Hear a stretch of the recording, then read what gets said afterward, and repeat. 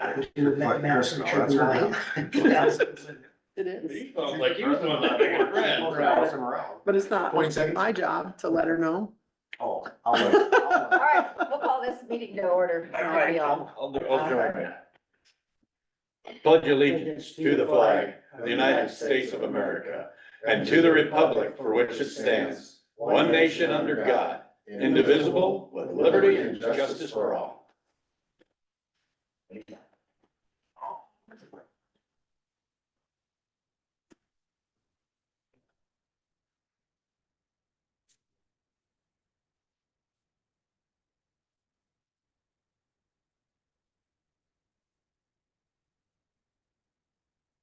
Ooh, a tire on our way in. So, Put my donut on.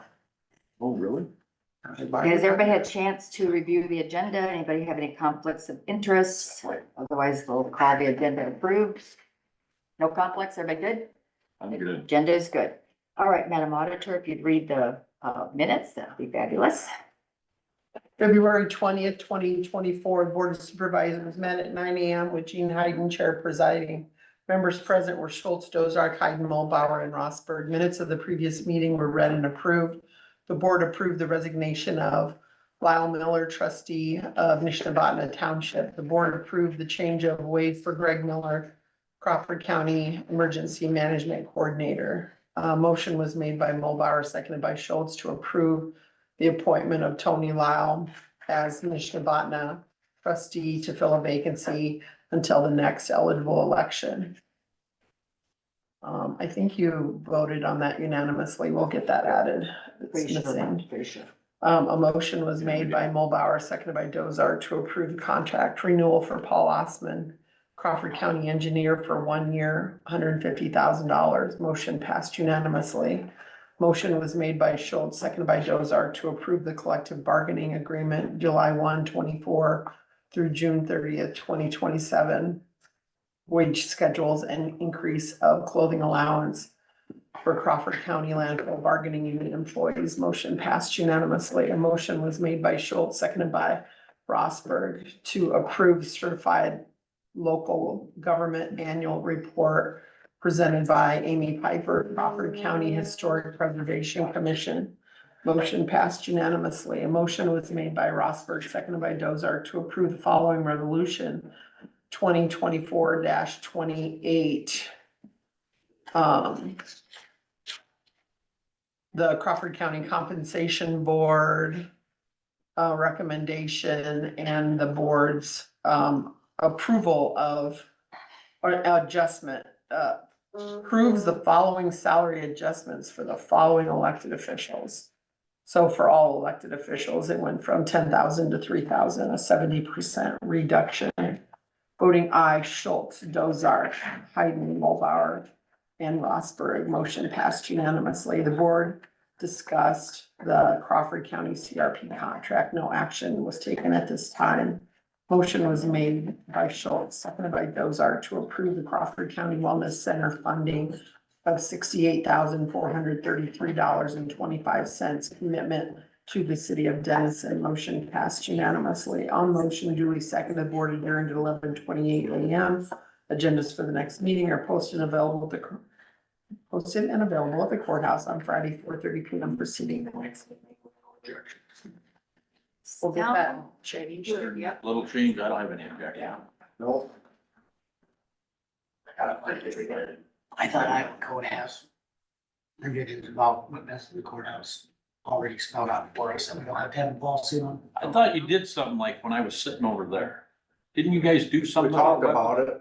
We talked I about it, remember but we thought, I think we referred it back to Iowa code saying there's already And that's- policy in place that protects it. Because so. they changed that, yeah, that time, so anybody can carry or we can carry, Yeah, but not the, courtroom, you got up there, when during session you can't.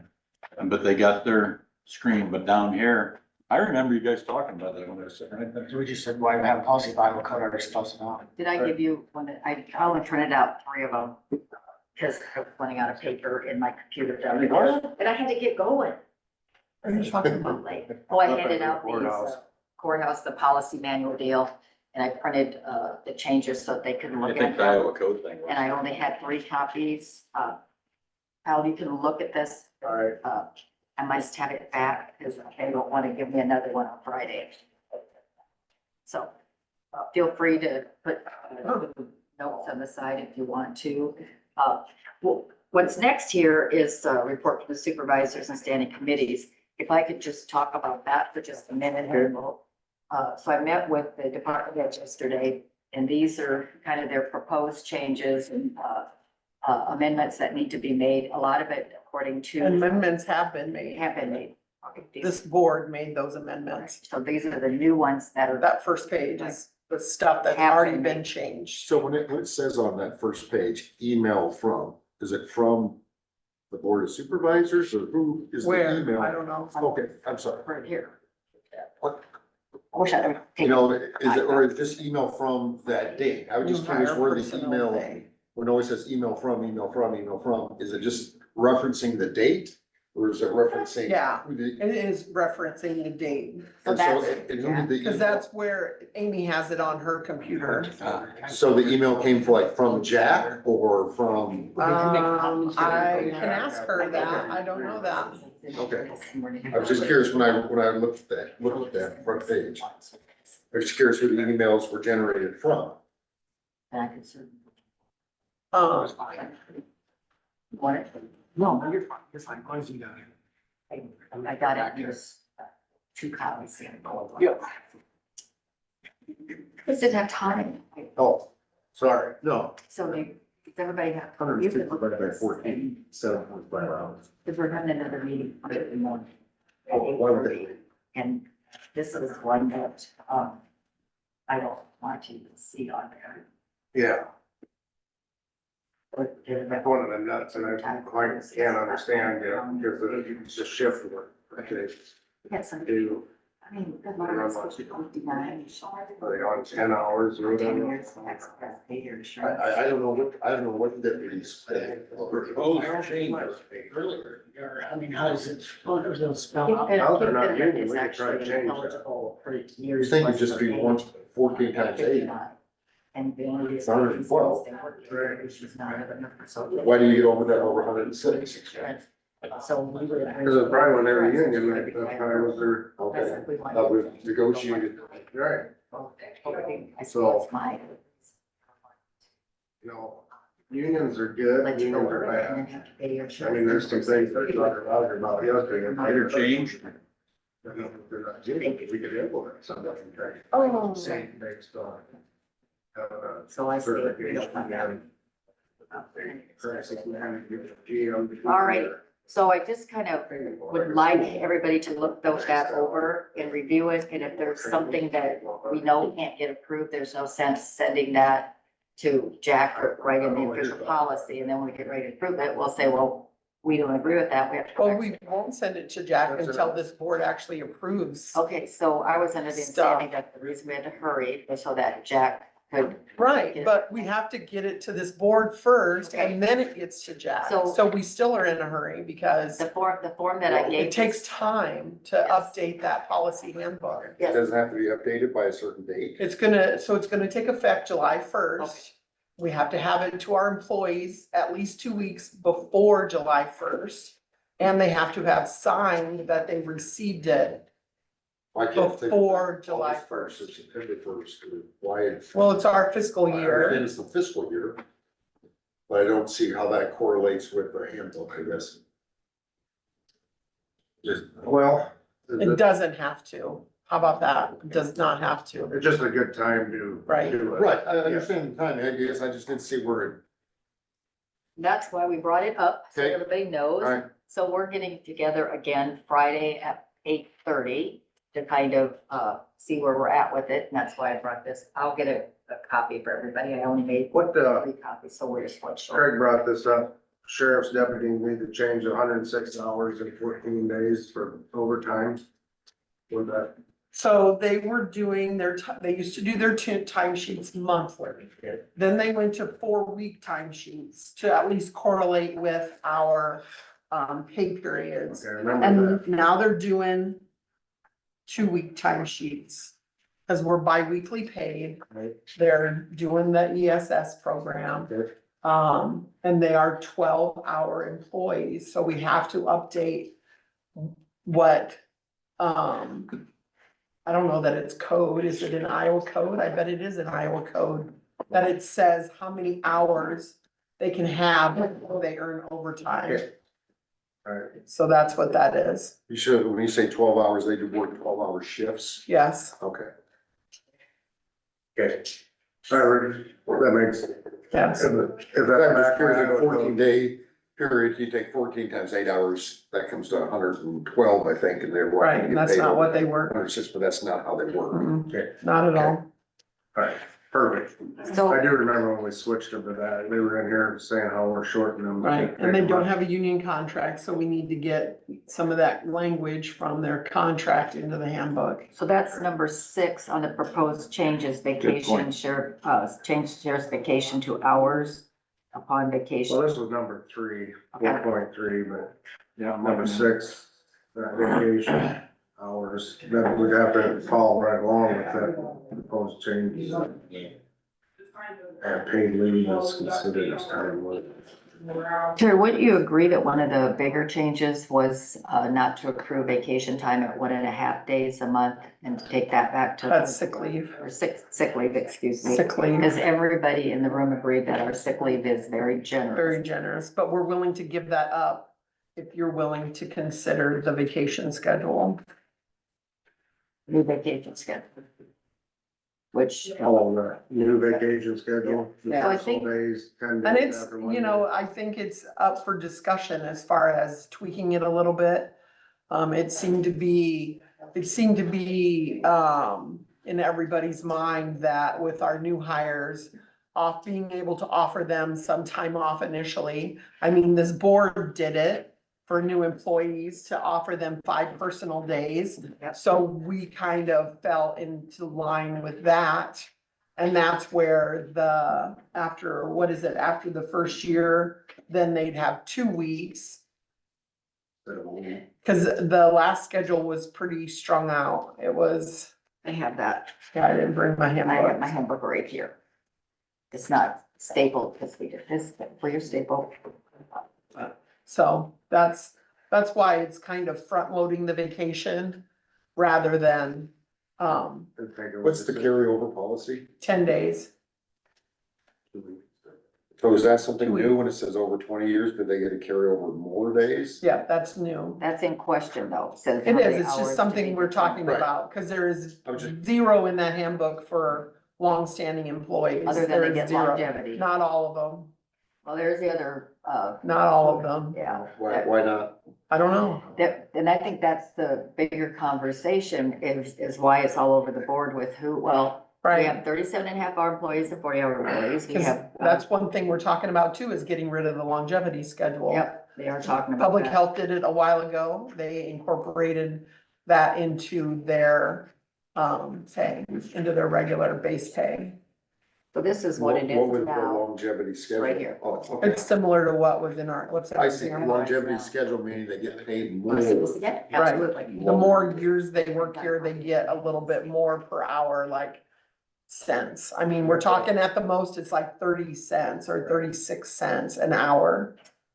We're not talking dollars. I mean, for a person that's been here over 30 years, it's literally just over $600 a year.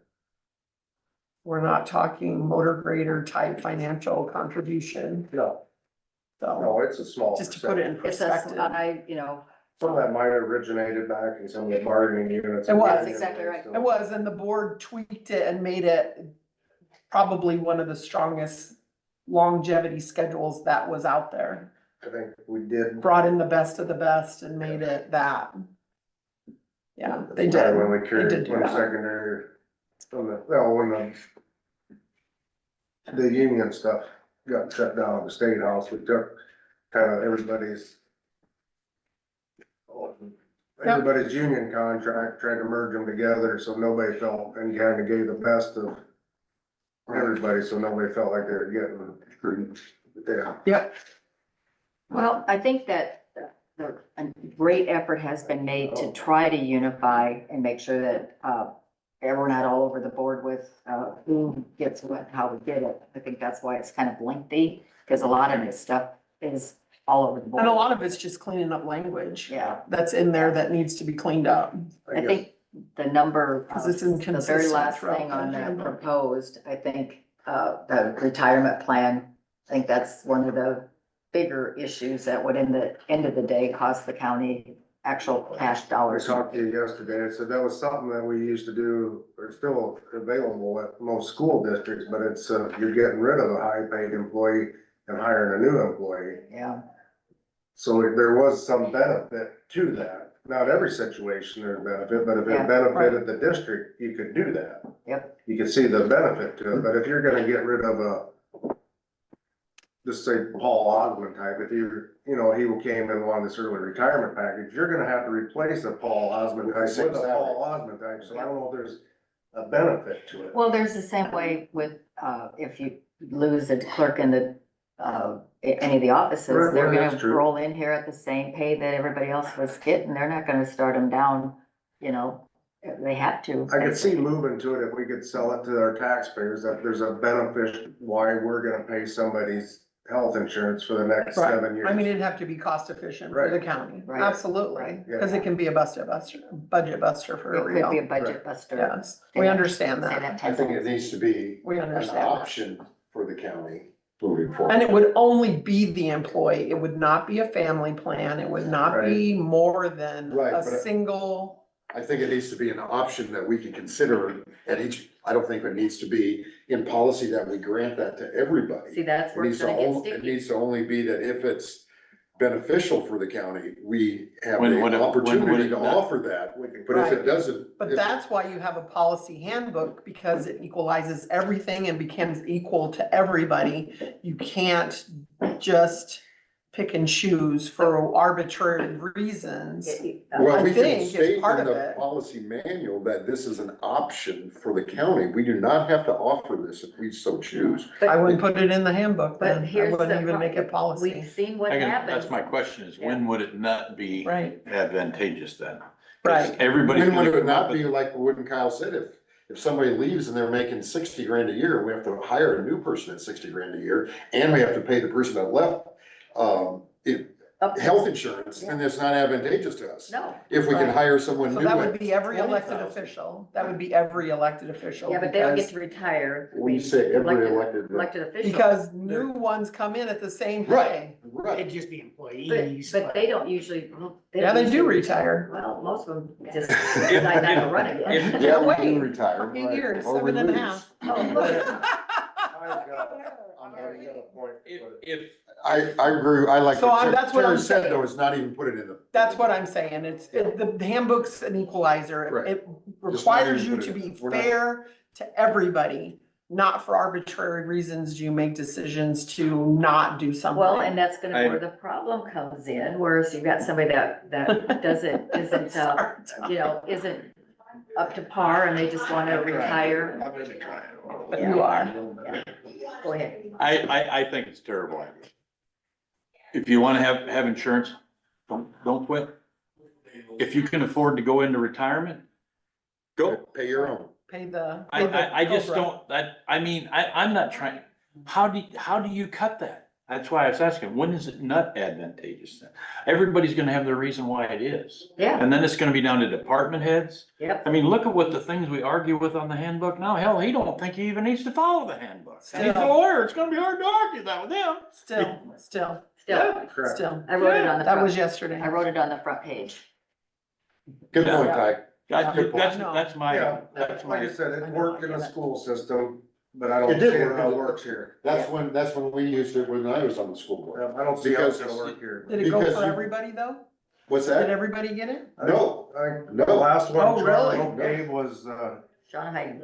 she requested the potential of an early retirement package. So then we had to open up the early retirement portion, cause it gets closed as soon as, you know, it was just open like then we had options to change it to fit the criteria, you know, so Right. there was nothing guaranteed I see about it. It trouble. was not black and white that, just in the handbook that if you go to early retirement, this is what you're getting. I mean, Oh, every so it year, was for a specific every time year period? when we negotiated the We don't contract. open it like in Right, February. every year when we negotiated the contract, it was either we offered it that year or we didn't offer it that year. We offered it based on the budget of the school system and what we saw as the number of teachers that we had on the top scale.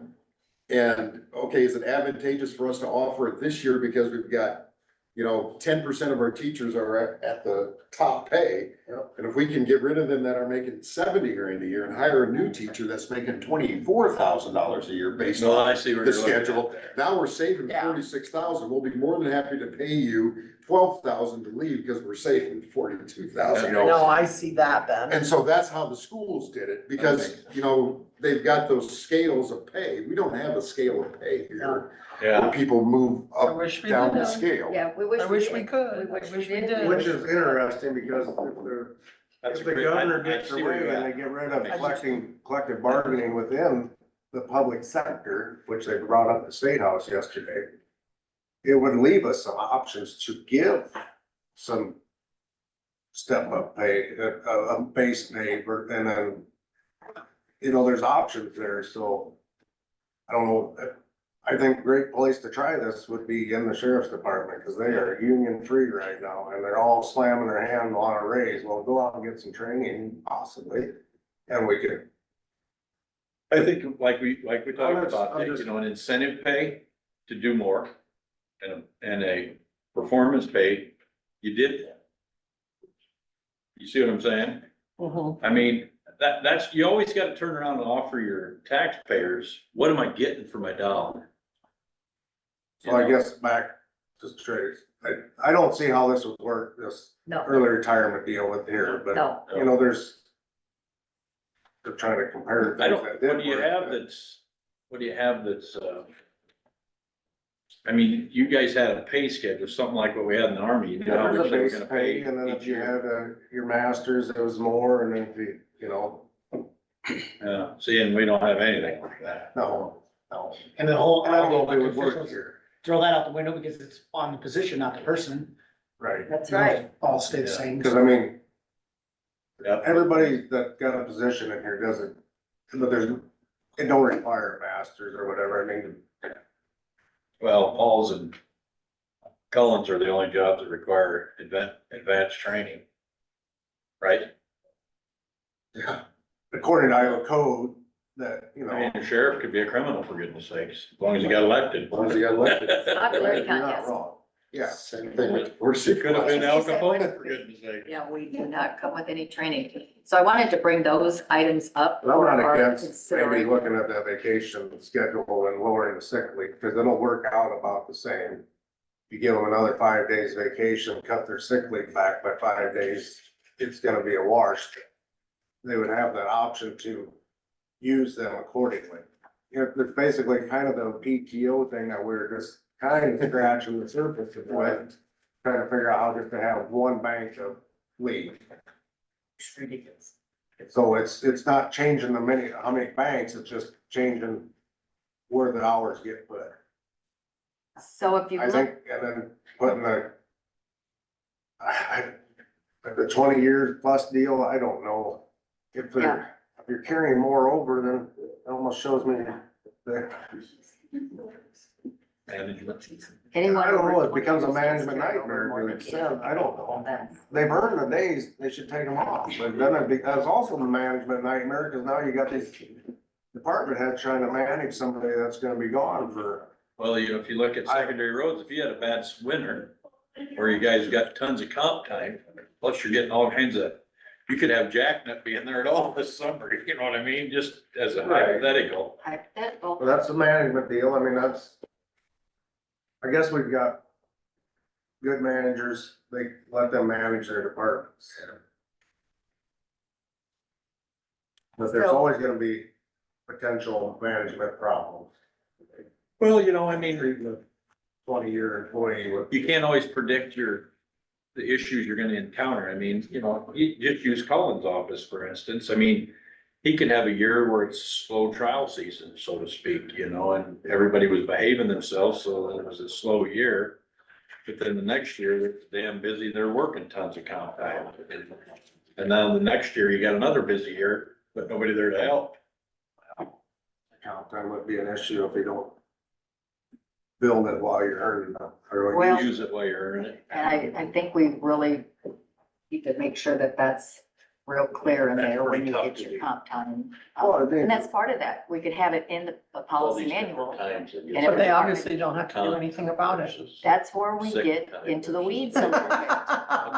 And we stay in the weeds a little bit on, we go to all this trouble. One And I Some do, thought, some don't. I thought Paul did an excellent job of explaining. You're over 90 Right. days, How take he- time. Right, As he, had to Right. get going, because he actually had to get to work, and so it just explained how he's done it for the last 24 years and it works out great, and if I everybody, mean, I see the advantage in the you're giving something a The little bit. difference between somebody that is thankful they got this policy manual and the benefits that come with it versus somebody that's always trying to tear the paper and peel it apart and saying, well, I think in between here, this is how I see it. yeah, well, and, you leave it up to, and that's, and Cause there's we always kinda- room, somebody can always we had, maybe find a way to bend it. we had the conversation, and we really need to maybe start using the words elected official and department head and have them be a little bit different, because it's absolutely a proven fact that the elected official does have a boss, and there is a consequence if you go way outside of what the taxpayers of Crawford County are expecting you to do, and you just don't get elected next year. That's how that works. You're a That's how- department that's head. the system was Right, designed. that you're a way. department head, and you go way outside the box, and everybody says, well, the department do what they want. And taxpayers maybe not even know about it, and so what do? The department head has decided to put themselves in the same category as elected official, and so I think we but really there's need. always somebody over a department head, But that's private business. always. A department head? Absolutely, but we've The been, department it head. has So been, like, we're talking like Lynn, no, Paul. no, not Lynn's Lynn. not a department Lynn is head. not a Lynn is not? department- Kim? No, he he's is not. not. Kim is, she has a is. board, Chris She's a has a board. board, Assessor has a board, Paul is ours. Louise has you all, right, and her commission. And Paul is Jake ours. has you, Paul has you, Okay. All right. they thank you. always have They somebody do. over them. But, And elected, all of you and I and a lot of other people in this building Have about 17,000 yeah, people. have- 17,000 person right, board. right, right, so, Basically, yeah, We do. but we are supposed to answer to the taxpayers, Exactly. right. as elected officials. it seems to be resounding, though, that the policy manual is just a, I know. guideline, and you can go outside of it whenever you so choose. When they're. And I'm having a hard time pulling everything back in, that the written word isn't worth the paper it's written on. I have Well, somebody will interesting always- responses to that from auditors, so I'll share those That'll be fine. Thank you very much. later when I get Okay. more. There's always, It is, I will admit, I mean, it is an interesting beast versus being in the private sector my whole life with Right, companies that the handbook was, some people believe the handbook more than they did the Bible. And, Right. I mean, it's that, It's your corporate it's- Bible. it's, yeah, it's that important to the employer as it is the employee, that you would go to that manual and you would It look at it protects you both. and say to the human Exactly. resource manager, okay, this is the way I'm That's what I was interpreting saying it, this is the way earlier, they're the way I interpreting it. What's the correct way to interpret this? HR would say, here's how it is, okay, yeah. That's the And it's rule. not been a problem until very recently. okay. And that's kind of where I'd like to make this Last clear few years. sometimes, that it's never been an issue. It's It hasn't. never, and now all of a No. sudden But there's that's this. how government is designed. It's horizontal, not vertical leadership. Each office. Right, we're all elected. We're all elected. That Right. makes us equal. We're not over Terry. Terry's not over us. No, Right, Not over the No, you quarter. have the power of the purse string, that's your ultimate power. Exactly. that's it, right. That's your all we got. superhero. and so, But we're not over any other elected official. no, but back to I like kind that. of pulling things back in a We're little bit. now, there's not a lot. huh? Next person. You heard that from somebody, did you make that That was up? what I said. No. I think you and I sat in on that one. Yep. Okay. But part of it is, when you set that budget and there's these gray areas in line items and, now the understanding is, doesn't matter. If you want to send your people and you tell them they can go have steak someplace, if it's in your budget, they can. You guys should not be able to say that there's a limit on on the food. If an elected official, and we use the word department head, if it's in that Happening budget, now. you can do. It happens now. Yeah, we I have- guess that I just, don't know what to do about it. me, I just, That goes back, sorry, Kyle, go ahead. no, I was just gonna say that just, me personally, it's like, with the taxpayers approving me having a steak when they can't afford to eat a hamburger. That's exactly what it is. So it's personal on me that, well, I'm not even gonna turn in I'm gonna eat my steak, but I'm not gonna turn in a bill for it. We all do that. Where other people say, you know what, I'm an elected official or whatever department, Come on I'm gonna in. do whatever. You guys have something you want to address with me? I feel like you guys are talking about me when I'm in my office working. So, here's the Come on thing. in. That's why we talk about it. We're glad to see you got So- somebody on there. I use this as an example to define out the silos, the horizontal government structure of county government. To elaborate that point, to make that point, I use the idea of a meal. Yep. And the county handbook has defined out per diems per meal, actually, not even per day, it's per meal. And my point that I made yesterday was, if there was a county bucket that the county set aside, maybe Terry would house it, I don't know. And that we submitted receipts to that expense line outside of any department's budget, then the rules and regulations on that expenditure could be whatever the board wanted it to be, because it's your money. When you give the departments a budget, and part of that budget includes trainings, and maybe might include meals, the ability for this board to control how that money is spent on meals, what it is spent and how much is severely curtailed. Because that is the budget you gave to us. I am not advocating for corruption. I'm not advocating for irresponsible spending. I am trying to make it a point that this board cannot tell us what to do when you give us the money. And if you don't like it, talk to your legislature, lobby the state house, because that's the law. So when you push back against this, what you're saying is you don't want to follow the law. And I would love to hear why you don't want to follow the law. But it seems like you guys don't. And so instead of taking pot shots at me when I'm not here, I would love to just have maybe explain yourselves on what makes you think that you have the authority to do this. I would love to hear it. What makes it hard for me is you have the line items in which you say you're gonna spend this much money. It's up to us, and you yourself say we have the power of the purse string, so. The bottom line. The bottom line. So as we go through our little booklets and you see that there's $10,000 in the line item for training and meals, it's like, that seems a little extravagant. So on the bottom, we try to shave that a little bit so that we're not being extravagant. This is a county of taxpayers that, like Kyle said, probably aren't eating steaks. And so when we. Neither are we. No, but that's As an it. That's the As an point. But no, example. no, that's. Exactly, so. These are all thank you, Kyle. I examples. was using it as an example too, and I feel like you guys are taking me literally, like I'm going out and buying steak No, dinners on the county no, dime. we're It's all the last just, thing I'm doing. but we're all, like Kyle said, when you're on the county dime, so to speak, when we go to ISAC and places like that, it would be just fine if we all decided we wanted to do that, because it's in our budget, but we're just very conservative and feel like we're So responsible. am I. You guys feel like you have the exclusive authority on No, being responsible taxpayers. Terry, Sarah, me and Sherry have the same responsibility. You guys act like you have the corner of the market on this idea that you have to be responsible to taxpayers. We all have this I'm responsibility. glad you're smiling while you're yelling at us. I am hot under the collar right now that you I'm guys. good.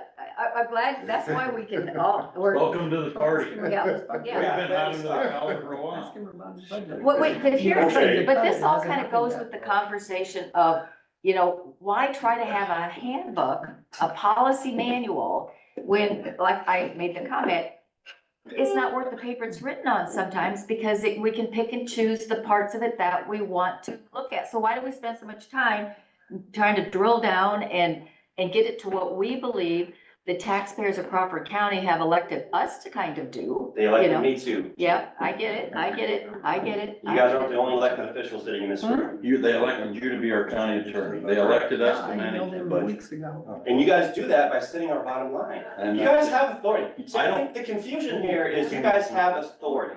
You guys have a lot of authority. But what I think happens is you want more than what the Iowa law gives you. I disagree. I don't think we do. Yeah. I think that all we're It's trying in to the, do is do chart of what we accounts. It's part believe of the is chart of right. accounts. And so, That's why we. Okay, And so example- if what you believe is right is against the law, which one wins in the end? Mhm. we're not trying to do anything against the law.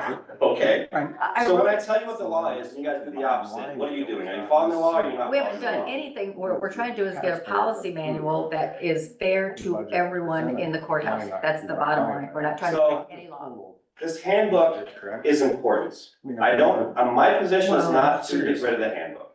My position is not to curtail the board's power and authority under the Line item handbook. by line item. My position is I am asking the board to extend the same amount of respect that the rest of the elected officials give to you guys I'll have to show you. back to us. We don't step on your toes and do jobs that are assigned to you under the code.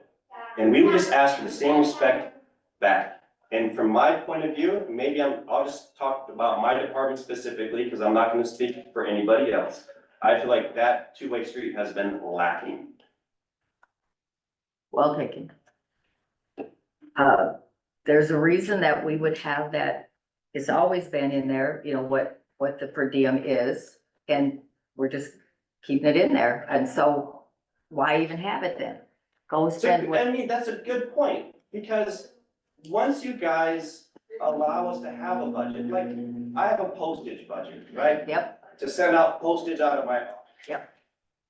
It'd be like you saying, with this, take the meals and take the postage, you'd be like, oh, Colin, you don't need to send that overnight, that's too expensive. We're not gonna let you send an overnight package.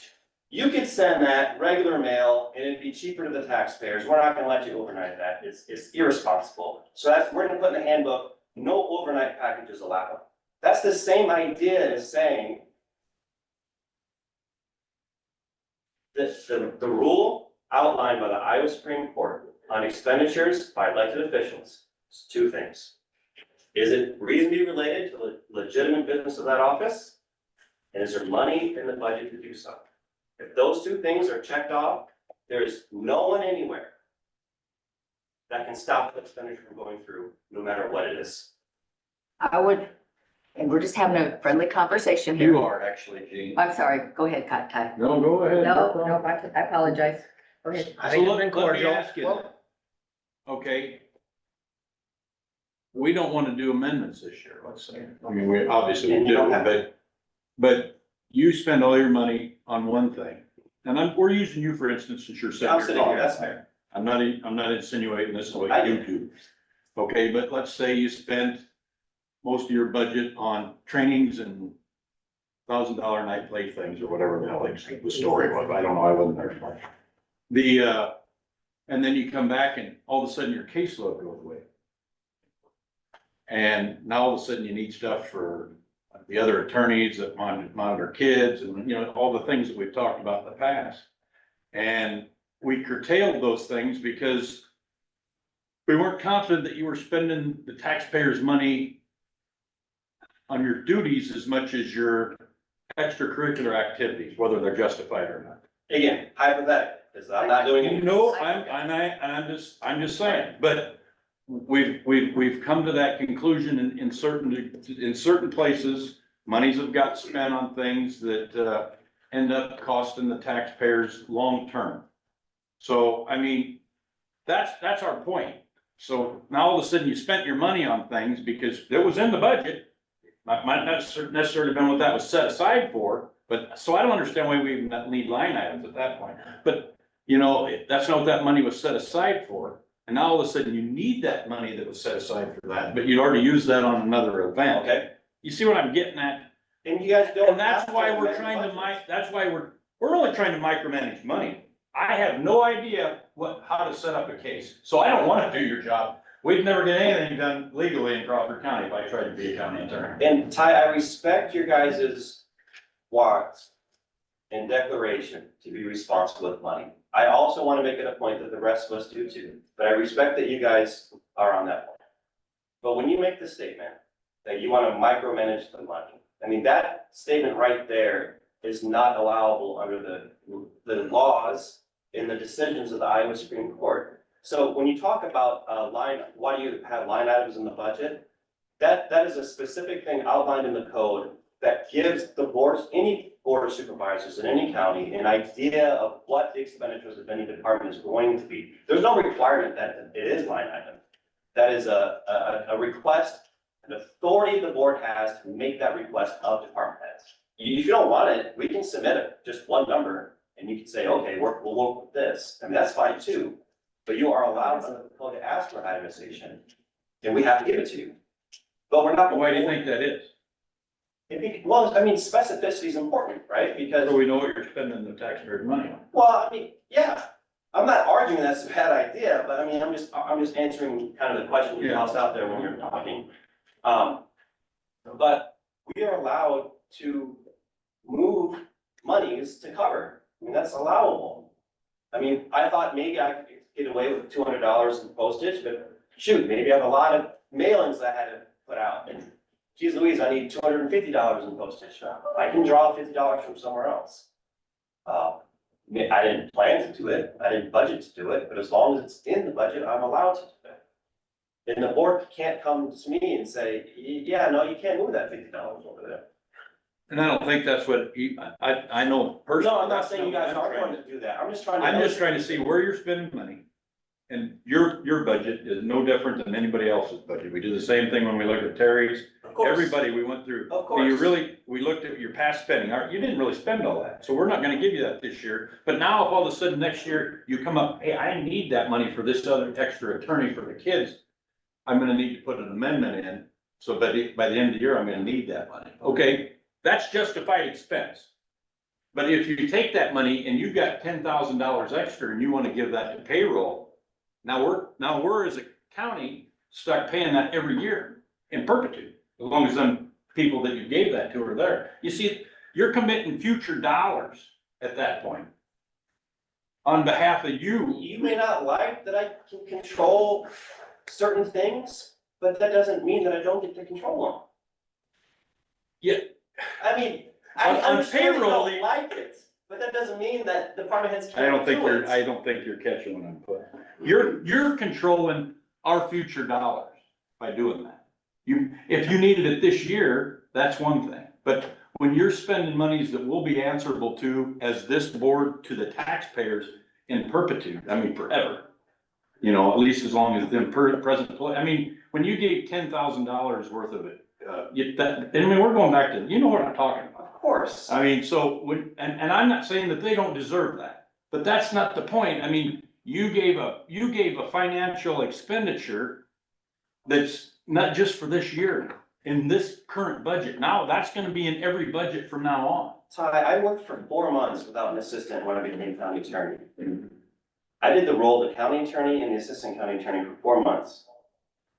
Do I get credit for doing, I mean, how much money did you save when that happened? Do I ever get credit for that? Do I ever get an attaboy for that? No, I get grief. That's all I get. I wasn't here, but yeah, okay. So does that count? What? Just all the money that the county didn't have to spend when I did both roles for 4 months, do I get credit for that?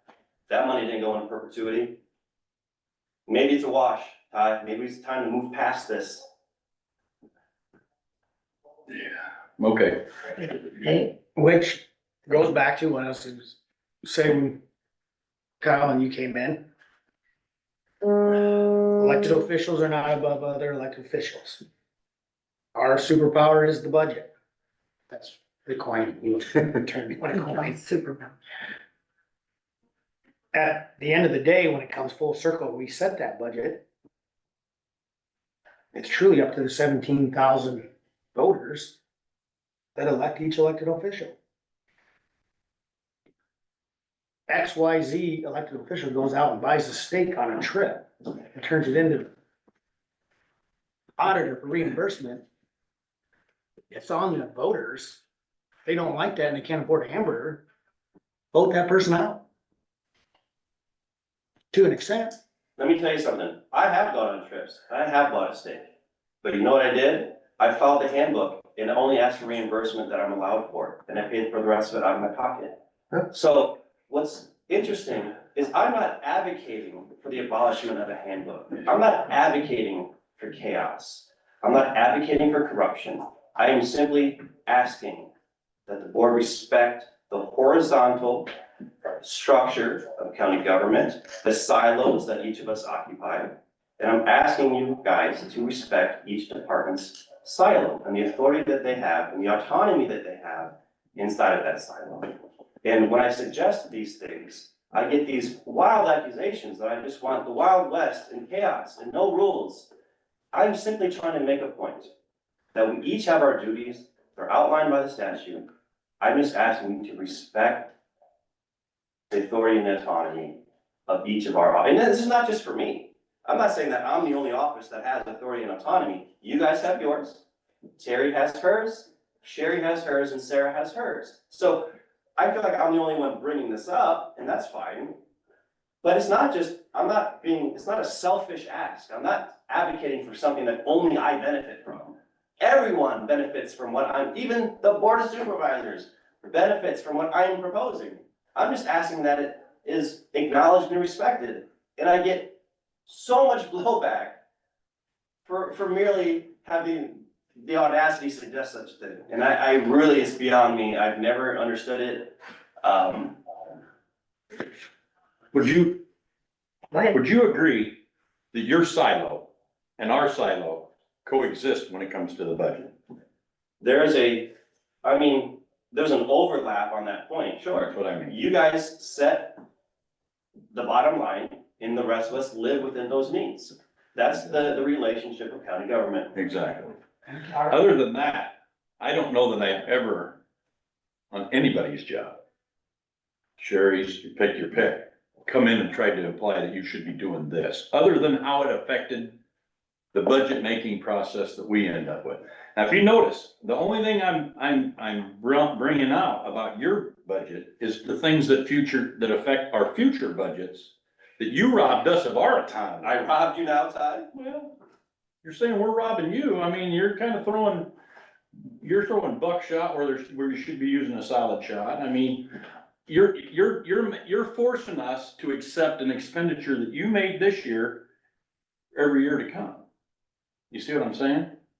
I do see what you're saying, but my only response is that is exactly the setup of local government outlined by the Iowa Code and supported by decisions from the Iowa Supreme Court. If you don't like it, vote new legislatures in. So Lobby for new Supreme Court justices. So I get it. I get the vote for new people, I guess. So we shouldn't, like, when we're doing our budget, to look at every little detail of what you're spending, we shouldn't be looking at that? It's not what I'm saying, no. Because, Exactly. again, the two rules are, do you have the money, and is it a legitimate expense reasonably related to the operations of that office? If there's a question, if something's not a legitimate, now, I will put a caveat here, legitimate expenditures defined is really mostly depends on what the department head says it is. I know you're not gonna like that answer, but that's what the law says. Right, I don't. I mean, that's what the law says. But it's not without limit, right? Like, Exactly. I had this conversation the other day. I can't go buy a Lamborghini on my office budget and then argue, well, it's related because I need to get to work fast. Because the faster I'm at work, the more work I can do for the county and I won't be late or whatever. Like, I mean, is it related to work? I mean, no. I mean, no. See? So it's not without limit. And again, I'm not advocating for corruption. I'm not advocating that I'm gonna go buy a Lamborghini. But I mean, networking events can be important. Yeah, I agree. You guys, ISAC, Yeah, we it's do. important. It is important. You know how much money I have, well, it's less now because one of the county attorneys took a new job, but I have a small network of county attorneys in the area that we exchange cases that we're conflicted out on. If I didn't have that informal network to take these cases for free, we would have to hire someone to come in and prosecute those cases, or I would just dismiss it and people wouldn't be prosecuted. That is a network that I've set up with people. And how do I get that network? By going to events and meeting people and working with people. We So, get that. so if there's a $25 cover to a purely networking event, no food is there, nothing else is there. Can I charge that $25 back to the office? I think I could. I think that's an I important wouldn't event, argue that. but there'd be times that the handbook wouldn't allow it.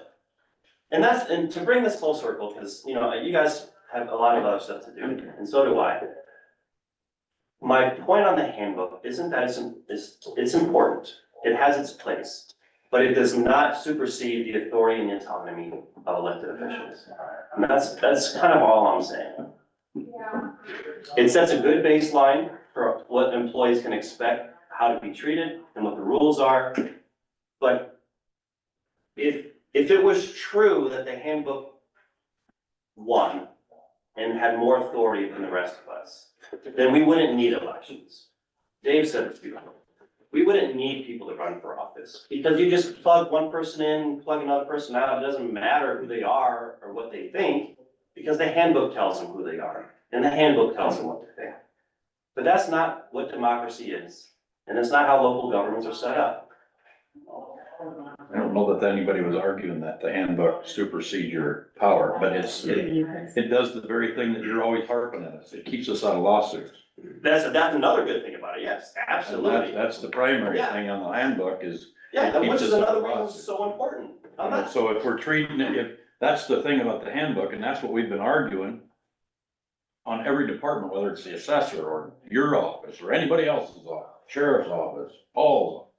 It's all about the same thing and operating a similar platform for everybody so that we don't have one person treating unfair, they're getting treated unfairly. So we're trying to craft a handbook for that purpose, not to tell you how to do your job, but to assist you in keeping us out of, or you have more work. How's that? and that's a fair point. But if you're saying that the department heads have to follow the handbook, without exception, then, and I understand the need and the benefit of treating everyone fairly. But the fact of the matter is that's not how government's set up. How I treat my employees can be different than how other department heads treat their employees. And when department heads come and go, personalities change and things can be different. And that is allowable and expected under the code. So as much as we want to treat everyone fairly and as much of a benefit as that is, and I understand it, believe me, Please remember what you're saying right now, because the next time you're saying that these are departments are getting paid this and yours should do, I'm gonna bring this point right up. I mean, salary is a whole different beast in my opinion. You saying that, I can't spend $25 on a networking event is different than my employees being compensated fairly for the work that they do. We may not have time for that. And I've lost my point, but, Well taken. We do, you know, I think and if, does anybody I else? just got one point, I guess if all department heads come together to put a handbook together, I think it's, all department heads should abide by handbook that was put together by the department heads. I do. Just Okay, to get that out there, I that's all follow the I'm saying. handbook. All right, very But good. that's- That way that's we because don't I have choose to. chaos, otherwise we'll I have choose to. chaos and that's what's gonna ensue. Well, If department heads get together, put a handbook together, department heads need to abide by a handbook. I'm just saying that I'm not gonna be dictated to by the handbook. I will follow it on my own. But I don't want it, That I don't want creates this- chaos, cause then one It doesn't department's create doing this, chaos. well, you can't do that. Well, Yeah, I get it. that's all, I'm not, I don't know what, I don't know what, we're splitting Yeah, hairs yeah, We're here. splitting hairs. we're not splitting hairs. I'm asking for the authority of my office to be Department of respected. Management gives us a sheet to fill out as a department head, line by line. So that when I look at a budget and prepare, present the budget to the public, they're looking at, in theory, they're looking at it line by line. Right, you say if it's in the budget, I can spend it accordingly. But as me, as a board of supervisor member, answering to the taxpayers, I'm looking at that and say, well, will the taxpayers of this county approve this line item? I'm not looking at total budget. It ends up being total budget getting approved, but that's how I perceive what the taxpayers want me to perceive. So when I say I'm happy with the budget, I'm approving every line item to be spent relatively close to them line items. I think That's that's how I what they see it. expect from I this don't think board. we're arguing that. Nope. I mean, I do Okay. think, But I mean, the point was made that it's in my budget. You can't control that. That's where we are as the board of supervisors trying to run that front side and control line by line. On the next budget, because of the way you spent the last budget. When you ever came to us, I get that. when you That's came what we to all us try to do. about something, We need to. like Yeah, we Mark, do need to move. were we hard to do, or, you know, we were probably pretty easy Stay to tuned. follow, because we seen the value and all that. So that's my point is, we're trying to be very responsible with every tax dollar. Every, not just yours, every, I am too. yours is too. I am too. And I'm not saying you aren't, but that is our silo. I mean, you said it, everybody said it. Our silo is to be able to look after the tax dollars that will be going out. As of right now, we're looking at 2024, 2025. Yeah, at the fiscal year. Exactly. Yeah, of And we're course, yeah. looking at that. And because you've already told us that once we give it to you, you can do whatever you want with it. That's So not. we're no, just gonna see, make sure I'm we're being gonna. misquoted. I'm There's sorry. rules. There's rules. Paul's waiting to give his I'm report. not saying that And I- anything goes no matter what. That's I never really- my. I think what gets confused is I'm merely advocating that elected officials have autonomy that needs to be respected, and it gets twisted and tortured into this idea that I just want willy-nilly chaos and I can spend money however I want and you guys be damned. That's Well, not my position at all. I appreciate you coming in. I really do. I think we had a great discussion because the handbook is something we're working on right now. I think that my point is that the reason that we're having the discussion about meals, just part of it, is I would have to wonder how a big meal on the taxpayer's dime benefits reasonably related to the office. You know, that's part of it. You go off and you're, you know, in Des Moines and it's a big party or whatever. I don't think the taxpayers of Crawford County, I expect us to do that. And so there should be some guideline that says, if you're at ISAC and everybody's going out and everybody's doing it, if you want to buy that steak, we're not telling you you can't, but the citizens of Crawford County only think that it benefits them a reasonable amount. And if we throw that out the window, then all of a sudden, everybody that goes away says, whoopee, we're on the government's dime, let's have a great time. And that's my, I agree with you 100%. write that There's down. no conflict between us on what you just said. Alright. My point would be, if the county, according to its handbook, allows $25 for a dinner. Yep. If you wanna use the handbook, let's I do. use it. What does it matter if I go buy 25 hamburgers from McDonald's or a $25 steak? If the county in its handbook itself allows for $25.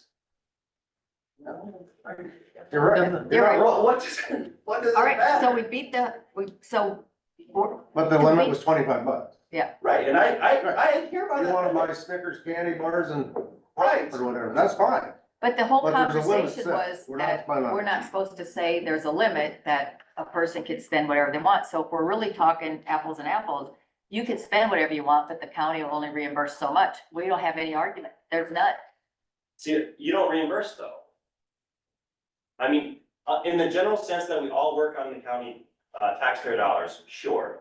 But once you give the departments a fiscal budget, that stops being the board of supervisors' money and starts being that department's money. Now, if you wanna set aside a bucket of money for reimbursement of meals, you put whatever rules you want, All right, but all right. I'm To tracking. be continued, but if you put $10,000 in your postage budget, and I just use postage because you brought it up, and you decide you want to use that for meals, how's that fair to everybody else? And that's, you know, those are the conversations we're having. It's not fair, and I don't do that, but, But the way that it is, now that the argument is we could, so we. all right, well, thank you for your time. Hey, always appreciate you coming in, that's why we have it out there on the Zoom. Sorry about that, Paul, we're gonna get back on schedule Really nice. here. I'm sorry. Now that Can I offer up just one thought? Okay, absolutely. You know how you eliminated all of it? Advocate reform in county government. Okay, Why is the auditor elected? Why is the recorder elected? Why is the county attorney elected? You know, I mean, I've kind of always wondered that. I'm sure there's history. I'm sure there's reasons why those are elected offices. But you have a board of supervisors that's elected. You have a county manager perhaps, depending on the size of your county and what you do. And they manage everything for you. And you don't have these issues. where do we Just a start? thought. Yeah, Just a thought. excellent thought. You know, Paul, I guess, are other states, does everybody run like Iowa? No. No. I really don't think so, Craig. I mean, I never thought about it until you just brought that up. Because you know why it is the way it is? Because it's always been the way it is. Right. Yeah. Okay, and so I mean, I don't know, I've questioned that for a long time. I'm one of the few, Chris, you're hired under a board. We're not appointed, we're not elected, and we're appointed, we're not elected. If I were, I probably wouldn't be around very long. That's probably I mean, why because- you're not elected. Because you're gonna have to make decisions that people don't like, that you serve, Same way with you the know, assessor. and so, you know, I think that is the beauty of the election though. If you have a rogue well, it does, auditor but. go off, you know, or a But, rogue. but it would never happen, you wouldn't have a rogue auditor if they Right, were under the board of guidance, supervisors the would board of fire. supervisors would say, hey, you know, it'd be like a rogue engineer, yeah, you know, what the hell's he doing, where's he Sign both gone? sides. You know, or he or she, anyhow, just a thought. And that's been talked about, Paul. As you a know. kid, my great uncle Earl Christensen was the auditor, Yeah. and It- I it just was- assumed, yeah, that's the way to. With all due respect, I mean, Oh, but I mean, I don't take any question disrespect from it. why. We'd hire her anyway. Well, Never even thought about it. Yeah. And why do they run as a So- Republican? We anyway? wouldn't have to worry I about know, your why are party, they we party could just worry about how affiliated? good Why you aren't are. they? You would never have had that Yeah. discussion, you just had. Right. Yeah, It's yeah. Never unnecessary. taken that. And why are they party affiliated? Why does, what Right. difference does? That I don't know either. Yeah, there you go. But anyhow, That's a good point. Well, good conversation. We Thoughts? always So what are appreciate you doing it. in your retirement And, years? You're running for haven't office? figured that out yet. Figured that out yet. But anyhow, thank you, by the way. I understand you agreed to allow me to stay for past July 1st. So last week. I did Well, take action on that. it was a heated discussion, though, I'm gonna tell So you. again, and I said this yesterday at the department head meeting. I've Here's been your very, agenda.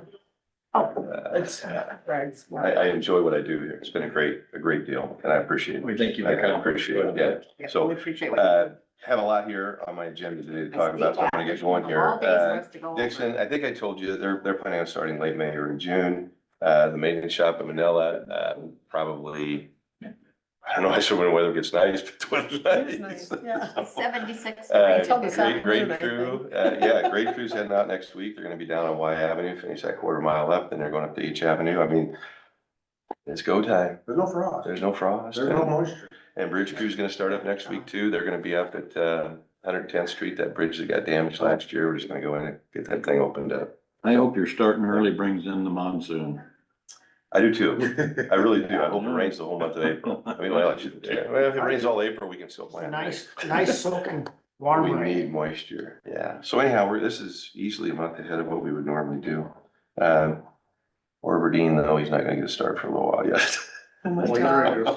he's ready to go, grass is green. He's ready to go. Well, how does it look on L51? I haven't I been by haven't there, seen but that yet, as it's coming up, but Yeah. some of the rye I seeded after harvest is starting to it's come coming up, up, so. yeah, cause we loaded that thing with rye. 'cause So I I'm wanted it to assuming grow. it's probably starting to grow there. So, well, let's hope it greens up and looks like a carpet here in a few weeks, you know, and get a little moisture. Bills for the fiber, so you know, MP Next Level is doing contract work for Western Iowa Networks. And they did a little bit of road damage, you know, and so, and they've got about 60 or 70 miles left to do. We had a couple issues throughout the winter, but nothing as bad as I thought it was gonna be. You know, they're using a dozer. Some of the contractors here would use a plow, but they're using a dozer with a plow on it. it kind of makes a mess in places. So total to date, we've got $13,108 Wow. of stuff that, hauling rock out. And this is like, 6 to 7 different locations. And so, we had talked to them. We had a pre-con, said, hey, we got to haul material out. We're gonna bill you for it. I haven't talked to them yet about where we're at. This is all last falls. And they've got another 60 to 70 miles to do this spring. It's kind of, people want fiber. Okay, and this is providing that service, and so I didn't know how aggressive, I didn't want me going to them and then Western Iowa Network guys coming and calling you guys and saying, how come you guys ask for all this money, so I'll talk to them, but I want to get a sense from you all. Well, if you talk to them, they shouldn't give you too much grief, I wouldn't think. Well, I'll visit with them and say, hey, here's where we're at, it's a lot of miles, and they did do some messes there last fall, so. How about I start with that and see where we're at? Just remind them that, that we're granting them to share our easement, that,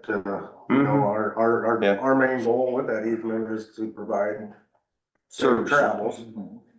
And by allowing you to share that, you kind of disturbed our safe travel part, Yeah. Yeah, we had a come to Jesus meeting last fall, because they made a mess out of one road, and the one guy drove 5 hours. I said, you need to get here now. And I shut him down. They put it down the road? Yeah, they're putting it like 4 or 5 feet off of the edge of the road, Craig, which is really where we want it. Because if they put it off into the grass down over the edge, if there's a problem, it's hard to fix. If it's in the road, it may or may not show up. We at least can run the blade over it, wheel pack it, run some material in there. Chances are it's not gonna be a problem because we're not gonna be in the ditch and they gotta bore under all the culverts. So we should never really theoretically have to mess with it, unless we go in there and do a major grading or something. So that's where we want it. They don't want to be there because of the way they're doing it, but all the other contractors have been able to do it successfully. So it's part due to the method that they're using, so, but anyhow, just wanted to let you know Thank kind of you. where we're at, okay? Keep on them. Talk to them, How so many more miles are they gonna do in the county? there's like 60 to 70 miles, yeah. I hope they do about another 300-400, cause I don't have any in my house. They hung the box on my house yesterday. We're gonna get high-speed internet. That's good, finally. I think. You don't have it at your house? Mhm. I bet we don't get it in. Cause they said like where I live wasn't even in 75. consideration yet, Yeah. but they're going to your house. You're going right to- There's money Get out to your there, I house. can tell you that. They're not doing that up there? Really? You should give that Mike Ahart a call over there. Well, I guess I talked to Mark Fleck. Mark Selecta, yeah, he was the one And that came he out. just said that, of course, with the state funding, it's underserved areas are first and foremost. And that's where they're going. And Craig, you're not underserved. Why Where are based they on not where you in Charter live. Oak then? Yeah, Yeah, Charter Oak should be where they. yeah, that's it. Okay. Area of persistent poverty. Well, Yeah, According to the maps. it is. So, Not that but it- yeah, excuse me. Probably have to put them in poverty more, Amazon will be faster. They go So- quick, quick, quick, quick. Well, I'll visit with him, the contractor. Thank you. Filled our summer positions. We got a roadside tech and a truck driver, so, so that was good. I think. When do they start? It depends on the weather, Craig. Generally early April is when we generally start those people. And the truck driver, Jerome Mashinger, I don't know if any of you know him or not, but Who's he's that? been a truck driver. He's gonna drive the truck. And, so I told him, I said, once we get into the spring, where he'll run with Brandon. Yeah. Did you get, how many applicants did you get? Was it just like 2? Did you get 1 for each? One of each. Okay, all right. Yeah, actually, there were 2 truck drivers. The other one, Yeah. so I did get 2 for that. I mean, that's all you need. I was just curious. Yeah, so, so in a sense, we're not getting as many applicants, but we're still getting what I consider good quality. Candidates, yeah. Good quality, yeah, so, good quality people. Future paving projects, I'm working on the program, because we have, we've got our county budget, and I've got to do the DOT budget, which is basically the same thing, just broke down into different pieces. And then the program. And so, and just as a side note, as I did this, when I started 24 years ago, doing the bridge program was easy. Is there plenty of? Just throw a dart at it. I honestly don't have a whole lot out there in 2028. There'll be a contract project and a couple of day labor projects. And, you know, as you get out 5 years, Yeah. you know, it's harder to find projects that make sense. You know, and I don't know where we're going to land, you know, if things have changed on that county line bridge over there, south of 141. Right. I've got that in there, but you know, there's bridges like that it's just kind of always drug my feet because I just don't see. Can we share that with Monona then? Yeah, we met, the boards met here a few years ago and I have it in the program. Yeah, and I think we agreed to them getting replaced Yeah. within a certain amount of time, but since then, they've lost their engineer A lot of things have and a changed. lot of things have changed. And in the 20-some years before that I'd been here, there was never, ever an issue with that bridge and so I don't know. But But that's still a good bridge. Well, you know, it's actually really kind of a neat, unique bridge. Right. I mean, there's, I don't know of another one like that anywhere in the state of Iowa. It's the old Bailey Truss Bridge, you know, it Remember was when we used went in out World and War met? II for, you know, overseas to make these, they're basically like Legos. You just set them together and they could continue to extend bridges and go across streams. And that's where it's from. So he'll carry pickups, cars, you know, smaller, 4 tons, the posted limit on it. So, you know, you're not gonna run a semi over it, either loaded or empty. Yeah. So, but anyhow, I'll probably keep it in there. But the one thing I wanted to visit with you about is kind of your sense. I wonder if there's a historical organization. I wonder if there's even bridges like that anywhere else in the country. I mean, There probably are, but I'm not aware of one in Iowa. I wonder if there's. I've actually recently watched a YouTube video, they still make them and they Yeah. still Oh, do use they? them. Yeah, is that right? Oh, I hadn't done that, so. But I You watched think a YouTube video on on Bailey Bailey Bridges, Bridges? yeah. I've watched stupid stuff. I watched weird things. I thought I wasted some of my time. 2 o'clock in the morning. What are you looking Because at? of my old construction days, the building bridges, it's like there's always a better way to It's build a a bridge. bridge. But yeah, the paving projects, you know, we didn't get the SS4A grant, but we would have enough money. This is gonna be like 26, 27 construction here. But we would have enough money to basically do what we had planned in the SS4A grant. That would be to basically overlay and widen this, kind of like what we did at Bud Road paving last year, a couple of years ago. All the way down to right here. So it's 22 feet, it's 20 feet wide up here. So that's the area that would really need it, okay? And then this area down here is 22, you know, it would be nice to have that all the same cross section at some point in time. But this is, you know, this, and then this area up here, kind of the 2 last remaining 20-foot wide pavements. We did E16, that's 28 foot now, Monterey, 28 foot, Buck Road pavement, 28 foot. Okay, so Is that what you'll look to make them or? that's what this would be. This would be just like all those other ones. Okay. Okay, so my question then is, you know, we do this, or we pave this, and I know we talked about doing Hillsborough Park Road too. And then we talked about maybe doing something a little less than a full paving, you know, we could do what we did down in Subgrade and seal Bailey coat. Road, we could do a subgrade stabilization, that would have to be 12, and then you could put a seal coat on it, and maybe eventually pave it, you know, put an asphalt paving on it. This is gonna have to be full depth, 8-inch PC concrete. That's highly traveled. Yeah, yeah. Well, So I think we should do that. 26, so, you know, one can be done 1 year. This is gonna get probably $1 million in HSIP funding. Just haven't put it in yet, because I don't know. SS4A or? No, this is HSIP, Highway Safety Improvement Program. Okay. The That's what we did SS4A on grant, we could resubmit, and I think I told you that, you know, they had 9 fatalities on the roads that got submitted and got approved in Webster County. We don't have a fatality on any of these that we would submit. I mean, it just doesn't. Thank You God. know, it's a safe streets for all. We've got a great case for a lot of other things here. We could make a case, the guys, you know, that we did the debriefing with said, yeah, I'd encourage you to submit again, but you know, so where we're at on that is I asked Lindsay Schroeder, who's our grant coordinator for the county engineers, I said, well, find out who's submitted and then what their projects are before we spend money on this. Yeah. You know, because if What's they it got cost us projects, to spend? it'd probably be another 20,000, okay, to have them kind of dust off, redo the narrative, redo some things. I don't know, I mean. Well, if our obviously the our death KSI loss, ratio was really, really low. the death loss was obviously a big deal to them.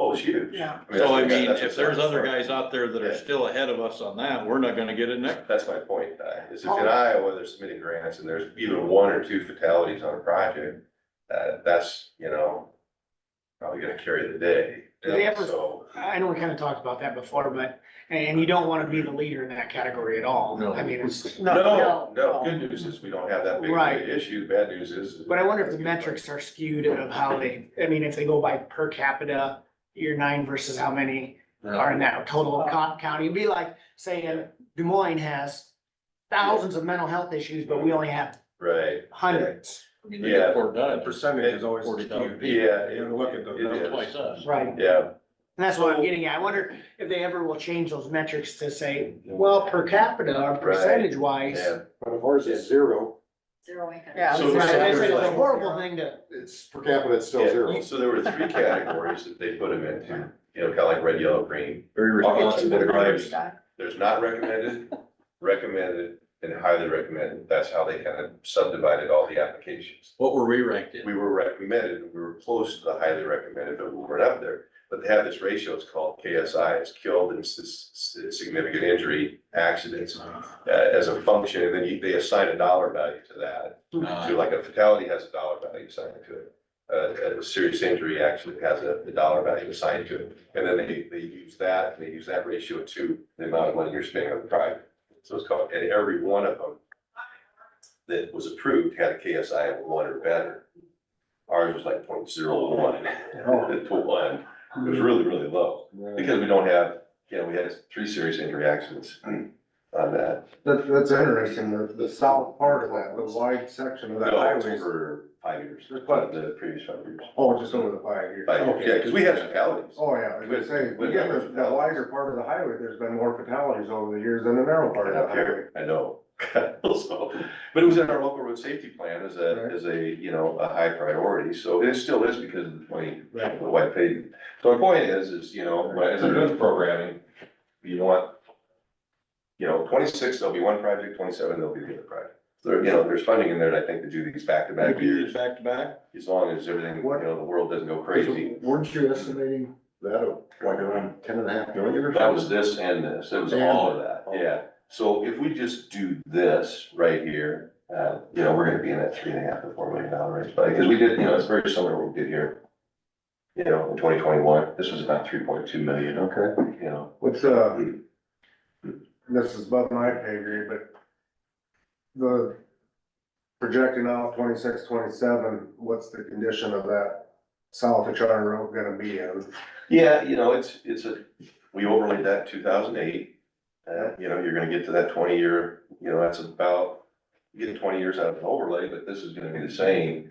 You know, it's so, we haven't done a lot of new phases Right. because we've just tried to take care of what we have. Yeah. And that's why we haven't done new ones. Yeah. So, you know, this would be, I'm not saying this is, you know, out of the question, I just know that that's something that's been talked about. So that'd be about 3 million? Yeah, I think so, in that $3 million range. They're gonna be close to, you know, The it's gonna same. be a little more, but, you know, they're gonna be Peas and carrots. in the ballpark. Guy, I mean, The only reason I made that point is if this one was in dire need of some repair by them. Yeah. Maybe we switch them, which want year? this one earlier than that one. It's gonna need some patching, we're gonna do some patching. on Because it. didn't we just have a bunch of heaves last year on that one? That section of the road always, depending on the summer, it gets a lot of heaves on it due to the subgrade and everything else. The concrete had aggregate that caused what they call D-line cracking of the joints, so that's where you see there's joint failures. So the concrete of the joints is actually just crumbling, and as it crumbles, you know, it starts to kind of move, it comes up. And, so it's the underlying concrete pavement, that thing was in really bad shape when I got here, I mean, it's been a problem since early on, it was just a fundamental problem. 1954. How much is that gonna fix on that though, if we just? You kind of mill those areas out, and you put some extra on top of it, probably still gonna see some of that overtime time. Yeah. It's not gonna completely eliminate it, I can assure you that. Is that something where we know them are? And we could go back and before we would do that, We'll patch it. cut? Yeah. And put new, better subgrade and, We're gonna patch it, we'll get rid of it. so that's Where we what you're know calling there's a patch? problem- Where you know Where we know the problem is at, but what I'm trying to tell you is that it's not gonna fix the new everything. problem will arise You tomorrow. know, but the more you keep building up on it, the more you start to bridge that problem child down there. It's like E16 up here, this was a terrible pavement. Terrible. I remember. Okay, we put 5.5 inches of asphalt on top of that when we did that paving. Yeah. That's been 10 years ago. There's only one spot And that showed any we're just sign. starting to see a little bit of cracking now, but if you put enough structure on top of it, you hold it down. Weights it down. I mean, you fix it, but this is, gonna start to show some age. Yep. So. I just wouldn't want that I know that 3 mile stretch has been a priority for a long time. It has been. Seems like a long time anyway, because I know it was talked about before I even got on this board. I'd like to see that get done. But Kyle's got a good point. I mean, how much extra cost are we gonna keep incurring on that stretch? And that'd be up to you to make that professional, so we can wait a year on this yet and let's get this done, or we need to do this and put that off a year. As long as they're both in the near-term projects, I'm happy. For all practical purposes, it's designed and ready to go, we just gotta clean it up because we had it done, for this year. I shouldn't be saying that. I'm not advocating because I use it a lot. I'm just. Well, if I was driving a semi down there in the fall and I met a tractor, Oh, just gotta squeeze your cheeks and hold on. You mean another truck, your elbows. Or even another truck, yeah. So I'll put that 26, put the other one 27. Is that all right? Works. Yep, Okay. Yep. Sounds good. sounds good. The new motor grader came last week. I think I don't know if I told you or not, but during the storm, we had a number of maintenance, issues. We got one transmission out of it and, the estimate to repair that's $49,000. It's an older machine. Basically, we got a boat anchor right now. And so, I don't know if you remember, we talked about rebuilds. And I said, if we ever have a major powertrain failure, that would probably be a good time to take a look at a rebuild. Because they're gonna be tearing everything apart anyhow. And it would just be kind of melded into that. So I'm getting a price to do a rebuild on that machine. Okay. And, that might be one that we do our first rebuild, Trial. to try to get, I don't know what the best option is. Internally? Oh, no, we send that to CAT. And then they do these CAT certified rebuilds and there's different levels that they do, Craig. I see. And so I'm getting pricing on that now, but in the meantime, we could still use that machine. We're just missing a few gears. It'll be interesting to see what that comes back to cost Yeah, versus a new one. Yeah, And anymore in farming, look at the planters. They strip the bar down and rebuild, and rebuild it. And that's basically what they do here. but it has to be So- cost effective. Well, we kind of backed off because there was like $85,000 difference and you get a brand new machine Right. versus an old one. It's like, I don't know. And so, but now we got a powertrain failure and a major one. Well, Do they warranty those rebuilds? Oh, yeah. I think it gets a full factory warranty. Yeah, They strip the frame down and start over. yeah. A number of counties They have said done it. every bolt gets replaced and everything. Yeah, I see. so now, now this might be a good opportunity. We looked into it. It's definitely a donor one to maybe look at saying, hey, let's do it. I don't know what else to do with it. We're not out nothing. Yeah, Has the new ones changed much as far as the frame or drivetrain? They're pretty similar. yeah. And it's not like we're the jumping engines- from a all-wheel drive, they're versus an old M or. Well, yeah, like going from the H to the all, Oh, to right. the antler racks to the joysticks. No, this is they just continue to improve them and still got the C9 engine. Little in it. modification. Yeah. So Where they found weaknesses like air conditionings, they fixed that problem. I think that was a Friday morning. I get my point, Forgot it's the not like clamp. we're Forgot the rebuilding an old Yeah. style Yeah. machine, it's pretty current new Mhm. frame. Yeah, Hey, can we back up? sure. You brought up the yellow smoke thing, but you never finished talking about it. We just talked about them too. Mhm. Did you? Well, I think it'll, we could put that in whatever year, But that cost, what are we, a mile and a half? Well, if we did Mile that, and a half? kind of like we did, and we wouldn't need to go 12 inches. We went 12 inches down there, so it'd save some money because that's Yeah, but that's probably, gonna have a lot more traffic. yeah, If we fix that, yeah. it's got plenty now. It's gonna get more. It'll get more, but I don't know if it'll get more heavy. Heavy traffic. A lot of light traffic. You're just gonna get, all you're You'll gonna get get is your more, more. your Yeah. cars and pickups and stuff, Yeah. but you just look around at that area, it's not a big grain facility or confinement facility in there where the heavy traffic like that gets. So are you going from the radio station to the turnoff to Yellowstone? To the park. To Yeah, basically To the connected. park entrance. It's just, and you can talk to Sean, is one of the most challenging because it just, you know, you're out there, it's always getting a lot of traffic on it. Well, it's a lot, I mean, it's constantly a washboard out there, when we're dry especially. I know, yeah. So it, you know, that'd be a good starting point. Do a stabilized subgrade, do a seal coat on it, see how that holds up, and you could always come back and put a few Put inches 4 of inches asphalt. on it or something. In fact, when we do that project over at, L51, get a price to put some on O'Banion Road. Put 4 inches of asphalt on that. They'll seal the deal with that a lot. It might, you know, that's kind of how you progressively build a pavement up. You gotta get a base to start with, put the seal coat on there. Cause the seal coat's gotta be taken care of every 4 or 5 years. You gotta put a new seal coat on. That's And the the new ones, it may be even sooner. That's the last thing I wanted to bring up, like, when you do the Charter Oak L51, the city did have a request to speak with you about maybe getting an assist and finishing it through town too. Mhm. Yeah, I met with them, here a Okay, week ago, so. all right. I did go by O'Banion last week, I'm going to tax up from Dunlap, and that's a nice road. Yeah, It's really held up. I think it's so held far. up real good, so. We aren't gonna be able to get a very good test at this point this year. No. It's gonna get very soft. Might be the new normal. Yeah, so that, that might be a 2025 or 2026 project. You guys Well- make better speed with that. Yeah, because it's not in this budget, that project. Yeah. You know, and we can use farm to market money on it, so if we program it, we could use the farm to market money and then just, it wouldn't have to go through the local budget, but O'Banion Road had to be paid for out of the local budget. Well, let me ask you a question. Assuming you someday retire, will you leave like what these plans would be for the next one to evaluate and discuss with us, the board here, whoever it is? Yeah, you know, I'm gonna be Because you're around. gonna have things, Yeah. yeah. That's all I'm worried I about. like is it. We're establishing Yeah. plans that, Well, and that's where you have that communication, you discuss all of that, you know, with whoever the so person is. that they understand the Mhm. project, Yeah. the intentions of the board. Right, You're all, thank you. That's all I want. yeah. I wanna make the transition as smooth as possible. So it's not gonna. We would just jump appreciate in. that. And, so, oh, yeah, so the AFIA payment, so the DOT is, going through a lot of, you know, introducing a lot of new contractor, software and payment system software. We were one of the first counties to do Doc Express, which is kind of this file cabinet that electronic file cabinet that everybody can access, contractors, DOT, county, you know, it's worked out really well.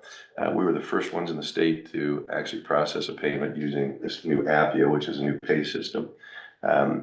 I think we're one of the first counties in the state that's doing the timekeeping, with secondary roads. So, you know, and no pushback from any of the guys on any of that, you know, so we're kind of taking a lead role in adopting some of the They're gonna have a bunch technologies. of young people. Yeah. Well, like I was showing Ty earlier this morning, I mean, if you take 4 of us off the top, everybody else has been here 15 years or less. Yep. You know, and it's me, Larry, Jack, and Roger. You take those off and then everybody's 15 years or less. So it's a pretty, I wouldn't say necessarily young, I gotta be careful because there's some older, you know, individuals in that category, but relatively new employees. Yep. And so, Longevity wise. yeah, Is there a cost for that system? I mean, or do you just, it's just an. the state takes care of the APIA. Yeah. And so, That's, yeah, it's a little complicated, but I think I mean, all of this stuff is essentially gonna make things yeah, a lot methodically easier. worked. Yeah, electronic ticketing, we did that on our last asphalt project. We were one of the first ones to do that too. So anyhow, just give me a little heads up there. Tim's training, this is transportation incident management. Traffic, is it traffic? Traffic, okay, but anyhow, few of us, Troy, myself, Ben went to it last Thursday night. And, it was really good. I mean, I was really impressed with Good it. instructor. So, yeah, the instructors are very good, so. Ken Hall. I can't remember the names. One guy was a former deputy here, the other guy, Ken Hall, is up, very good. Up Sibley area. well, there's one from Sibley and the other one's from over by, Rockwell City, Fort Dodge area, yeah. Yeah, both great, good instructors, so. The auction, we've got a few things on there. We're gonna sell the tractor, the mower tractor, taking the mower off of it. That old hydraulic crane we have, and then we got a little John Deere crawler. We're gonna get rid of it. We bought that case crawler to replace it. That, just a bunch of pipe stuff, so. That's coming up. Our safety luncheon on the 27th. I did get a price from Staley's. It's gonna be, about for the chicken and the potatoes for 50, it'd be about $400. And I'm willing to pay for part of that. I just don't wanna pay for all of it out of my own pocket. But we can either, okay, so let me know what you think on that. I'll have to get that. I kinda got a tentative. We kind of mentioned it earlier. We're in. Yeah. Okay, yeah, thanks. Yeah, thank you. 10-hour days, I've sent in the agreement out. I assume everybody's okay with that. It worked well last year. So, but I think it's good to kind of memorialize that in some sort of written agreement, so there is no, just every year. So that's just an option for the employees, right? I mean, they don't have to do 10 hours. Yeah, if we're gonna do it, I don't wanna mix and match. Right. I'm just gonna, this guy, yeah. There's only one person, that's Jack. Jack's been here for 30-some years, and they said, he doesn't wanna work Good to that have out. somebody there to answer the phone on Friday anyway. Yes, and we're still doing the Take gravel. deliveries and gravel hauls. Yeah. Gotta have a mechanic to go over that, 'cause we got equipment on that. I think it worked Yeah. well. Perfect fit. It actually worked Yeah. good that he wants to. Yeah, it's gonna work out all right. Yep. So, Yellow Smoke Park, the Truss Bridge, I forgot to bring that out. But anyhow, it's around that $15,000. We're just gonna sell the bridge for a buck. Okay. So that's what we're landed, yeah, get the bridge for $1. And then, cents.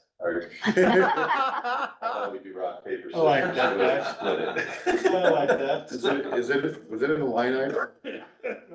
Give them that dollar. Yeah. I'll just hope.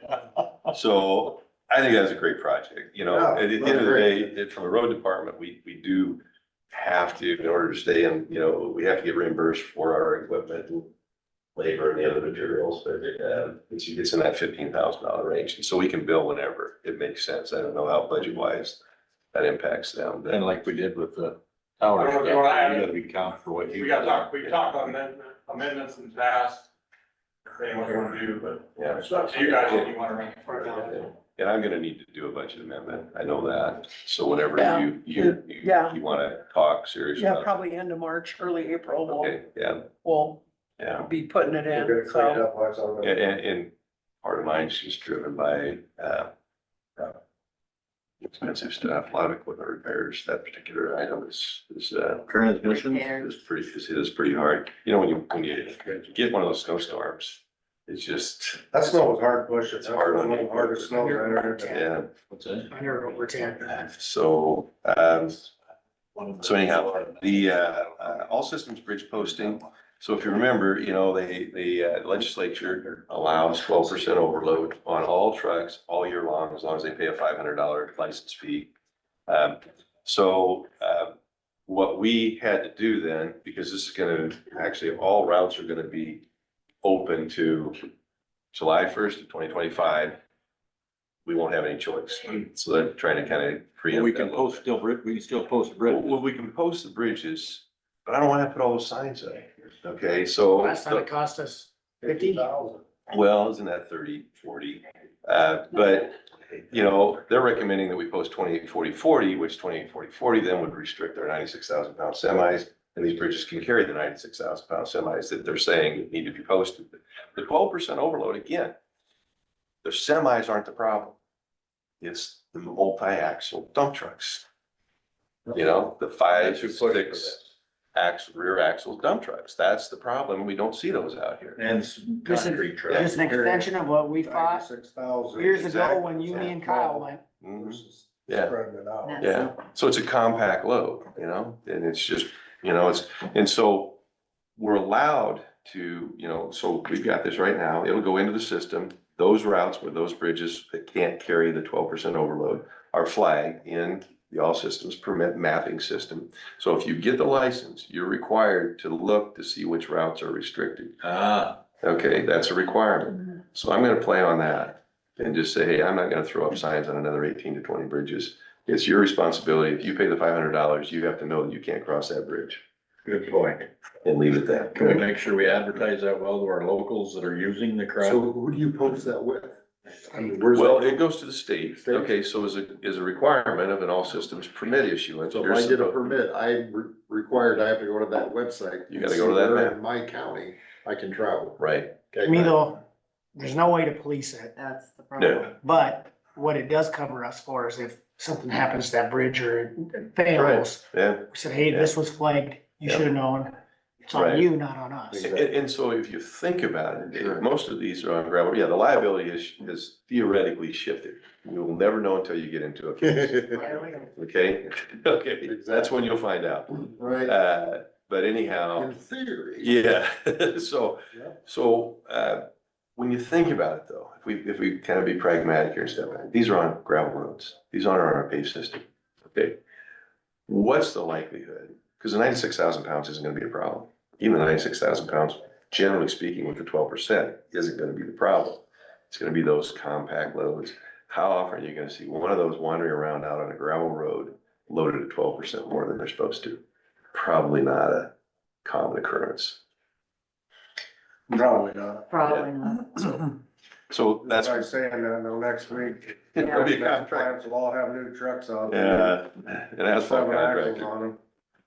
So, yeah, so they're doing Highway 39 north from Deloitte to Otoboke this summer. Inroads is the contractor, they got that. I can't tell you how They're that. gonna use E16 kind of to bring the mix from Wall Lake, because they call, they're required, the DOT requires them to designate their haul route for their mix as it goes to the site.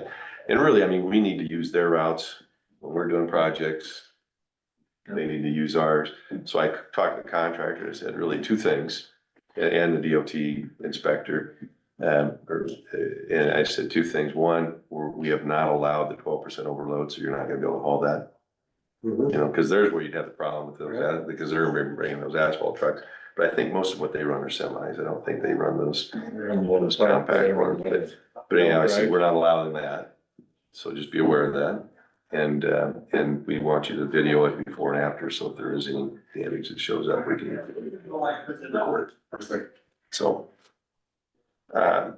Secondary Road Fund Distribution Committee elimination. I don't know if I talked to any of you, or any of you have heard kind of the governor's bill. It's there's two bills, one in the House, one in the Senate. Senate Study Bill 3172 essentially eliminates what we call SURF-DAC, which is a Secondary Road Fund Distribution Committee, and puts the responsibility, and this is where I have a real heartburn, for distribution of $540 million Annually. to the counties annually under the guise of the commission.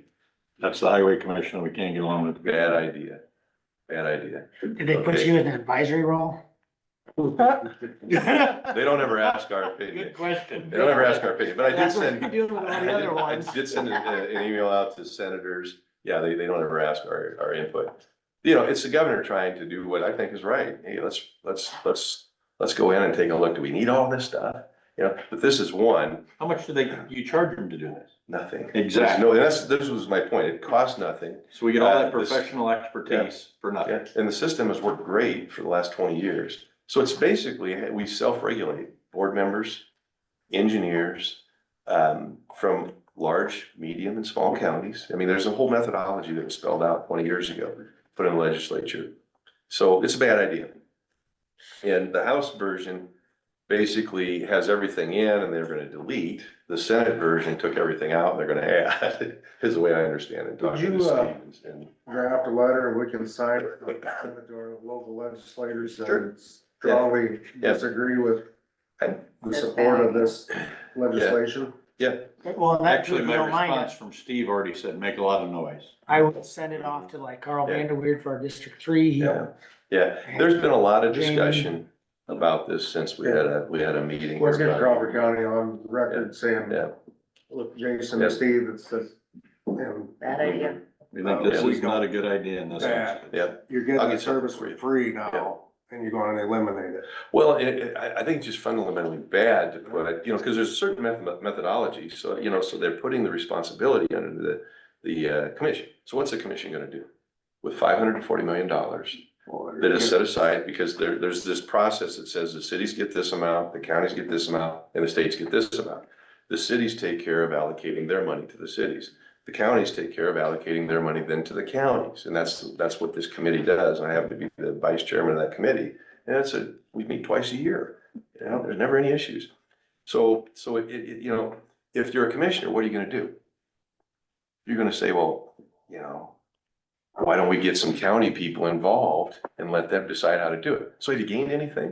Cause you're probably gonna go back and you're gonna create some other committee. Sure. I don't know that there's anything to be gained here. I bet there's more to be lost than gained. Perhaps, and this is my point in my email to the legislators, is that what if you get some rogue commissioners that have an urban bias? And all of a sudden, because its methodology doesn't take any of that into account, it's based on area, population, so there's a little bit of urban. But if you have some commissioner, that's 540, that's over $500 million. Okay, every year. I think it's a bad idea. Yeah, so, these things, what happens with these things, okay, is they kind of sit out there and they fester a little bit, and then all of a sudden there's this Christmas tree bill that comes up at the very end of the session. Boom. That's where it happens, because somebody thinks it's a good idea. Which we've seen many times in the past. Pardon? We've seen many times in the past, the old Christmas tree bill. Absolutely, because it's so littered with stuff that nobody ever reads it, and they wanna get out of there, because they wanna go do, it's April and the weather's nice, they wanna go plant corn. You know? No real Christmas tree. guidance. We'll read it later. Yeah, Draft a letter, Yeah, I we'll will. sign it. Read it I later. will, yeah, Send it on yeah. to who we can. Yeah, so, Use your creative writing skills that you learned in Yeah. college. Bring it out. sounds good. And I am gonna be gone next week. I will be around after that. That's so cool. One last hurrah, so. All right. Thank you, Paul. Yep. As long as it's warm up here, I don't care where you are. Yeah, Yeah. anyhow, thank you. Thank you, Paul. Sorry we kept you a little bit later. No, that's all right. Think about that thought though. This guy is here. Is that? Oh, county government. Yeah, that's actually a nice thought. Yep. Yeah. Yeah. I get the stickers. Look through Chris, you can Chris. come back with that I one. think New Come York on up. is one of the states that's got administrators and then a board. All right, here's our copy that we turn in. Just gonna go over the annual report real quick. We emailed it this morning. I saved the tree and didn't print them all off. Give us the You're highlight. good. Basically, Being so conservative, Mr. Conservation. save the tree. Trying to get a bridge for $250. I'm impressed. I figured it's worth a shot. Revenues, mostly what we talked about. Yellow smoke, camping went, and this is again fiscal year that ended in this past June. Went from 146,378 to 150,370. Little over 7,000 nights of camping, up to a little over 7,500 nights of camping. Nelson Park camping went from 31,200 or so to 33,700. Went from 1,963 nights camping to almost 2,200, not quite. Shelters actually went down a little, 10,980 to 10,325, but basically similar. Cabin revenue, total revenue went from 41,000 to just a little over 49,500. Yellow smoke was 274 nights, up to 364 nights. Nelson's 190 to, I don't know where the other half is, but that went up. Now, of that 49,650, 6,800 of that is Nelson Park, which when you take into account, they're $40 a night, and, we have some out there that are 130 a night, so. They've been well used. Some of that increase in the cabins, we changed our policy where we try and make everyone pay within 2 weeks instead of waiting to 2 weeks before. So we have doubling up there a little bit. So that's one reason it jumped a little bit. So that should equalize. And we did that with the shelter too. People seem a little more willing to do that on the cabins and less willing to do that on like Lookout. So there's definitely some people that they don't like it. But that's sort of the point, because before that, you just had constant people canceling Yeah. 2 or 3 weeks out, or you never hear from them, and then you gotta scramble. But, So if you have them pay 2 weeks after they make their reservation, and then if something comes up and they can't come, they can, if if they cancel outside of 2 weeks of the date that they're supposed to have it, they can get a rain check for a year. I'll arrange that, okay. There's no refunds. Inside 2 weeks, you're just SOL. And that, it doesn't happen a lot, I but, bet, yeah. and honestly, it's the people that have rented the most, that are used to renting a certain way that bucket the most, it seems like, but. If they understood the Well, I reason. rent a lot, so I don't have to do that. No, yeah, you do. Gonna do over this thing. Yeah. Like, how much, I mean, just as your guess, improvements to Nelson's, think that'll, once that word gets out, how much do you think that'll help? I don't know, dollar wise or whatever, but I mean, obviously one of the big complaints we've had down there, well, years ago it was the road. Obviously, that's been taken care of. They want 50 amp sites. They want bigger sites a lot of times. I know Bryce had mentioned pull-through sites. Some people have asked for that, so that's what the plan is gonna be. Is we're gonna basically add 3 pull-through sites right there at the main entrance of the modern hill. And well, 6 eventually. We'll take 3 out and basically move them, make them wider. Basically, we're going off sort of what Yellow Smoke has done with their layout. Cause you go to a lot of campgrounds and you're, especially down there, it's, 1960s or whatever when they designed it. And you can't even put your slide out sometimes and the gravel pads are all messed up just from patching in here and there. So the idea is we'll have 6 sites that basically have a very similar layout to what we do at Yellow Smoke in terms of width of your grass and things like that. And then they'll all be 50 amp. Those 6 would be 50 amp. And we have to have REC, and I talked with Tom Hast, a year and a half ago about it or whatever, and his recommendation was to move move a power box more to the middle, that end of the campground. And then he'll come off that for our pedestals. Because if you ever looked at like Yellow Smoke, we have a couple nice boxes in the sort of one on each end of the campground. That's got a bunch of 200 amp breakers in there for the most part.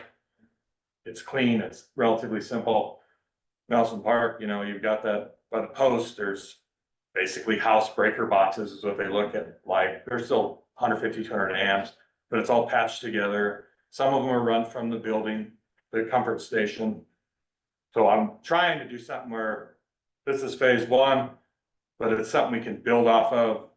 So we can get rid of some of the jerry rig stuff that, cause it was just cobbled together as they had the money, I think, years ago, and that's what they did. And it works most of the time. Most of the time. I mean, we haven't had too many issues with the electric. We've upgraded a few of those panels, but it'd be nice just to make everything nice and clean and have less issue with that type of thing. 70% of the time, it works 40% of the time. Yeah. And honestly, I'm surprised we didn't have more trouble with the electric and stuff down there, cause it's, I think the you shade, gotta look at it like, okay, I gotta go in the building for this one. shade helps that, Yeah. like the air conditioners, I just don't. The biggest issue is on the family reunion weekend, Carlson reunion. I mean, they had all manner of skillets and roasters and lights and stuff, and then they started breaking that. Or the popping the breaker and, you put your hand on it, it's just boiling, I don't like the cattle. They're just like, dude, you gotta spread it out, or you gotta unplug some stuff. 'Cause Oh, I've heard it. electricity is not a miracle, you can, even at Yellow Smoke, I've had people, oh, my voltage meter, it's getting a little low on my camper. Yeah, I mean, Crap, you got plugged into it. yeah, I mean, it's, electricity is not Big spring. perfect all the time, but we haven't had any issues with there. But popping breakers or anything like Well, that's that. good. I'm just, hopeful that gets more use Yeah. if we do improvements. I think, I like that you're planning improvement, so. Yep, and then budget wise, last I heard is we resubmitted for $2,500 raises. And I haven't really heard any more since then. If, Mary lobbied to me this morning, it made sense, get Bryce the same pay as Eric.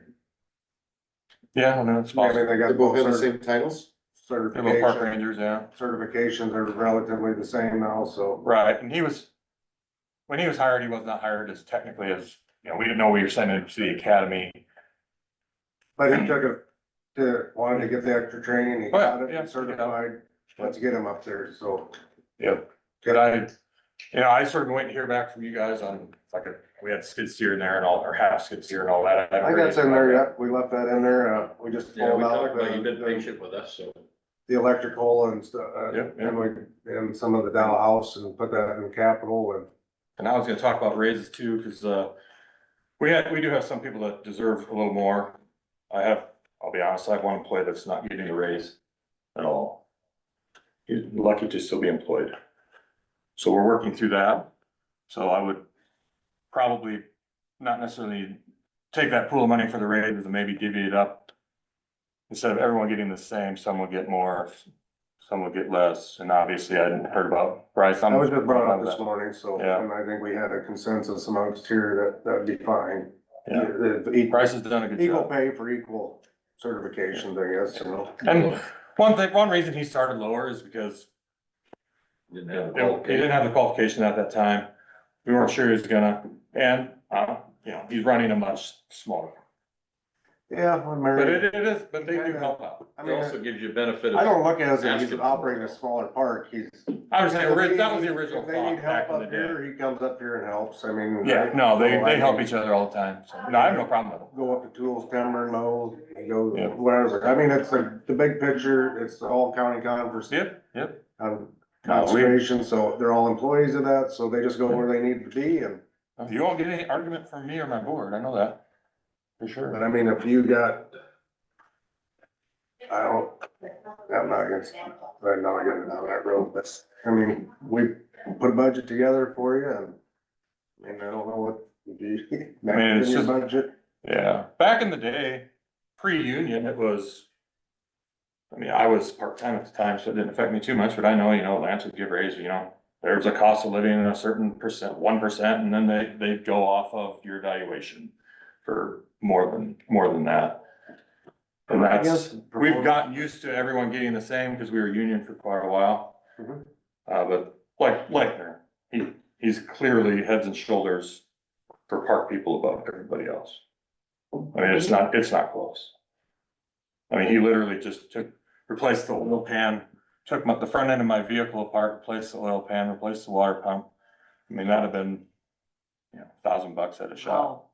Oh, yeah, labor. valuable. I handed him tools. I hate wrenching.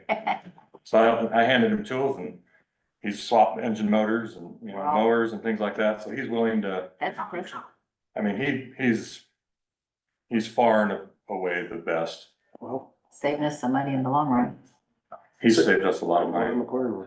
say, Chris, I just noticed on the budget that you guys gave us, you have like 5 different fund balances.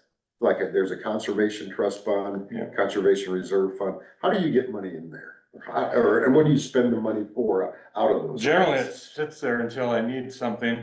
Like the donations go into one of those. The trust fund that was before my time when that was set up. I know Chuck had wanted to delete it at one point and just So, I mean, move do the you ever money out. spend money out of those funds or? I wait for certain projects. Like we got some money from an estate. And that goes into one of those. That sounds like a trust type thing. Yeah. And I'm not 100% on how all that. I'm just curious, originally I just saw happened. them and I was just, like I said, I was just curious. Yeah, And the cabin fund balance that so you take, that's a special account that the supervisors set up when we first got cabins. okay, So all the revenue, originally it was just yellow smoke cabins, goes into that. And then, like, we have that cabin section in my budget Right, for right. expenditures, it comes out of that. So it's Doesn't wanna a separate pool so of kind of. money that the original board of supervisors that gave us the money for those cabins. Cause it was like, they didn't know how it was gonna go, so I think they gave them like 75,000 that first time, and they wanted to see how much comes back. See if they so- pay for themselves, kind of. Right. Yeah. So it's always been separate. And then when the Nelson Park cabins started, obviously they're cabins, so we use that for the same thing. We don't have a separate one for Nelson and Yellow Smoke, it's just all one. Okay.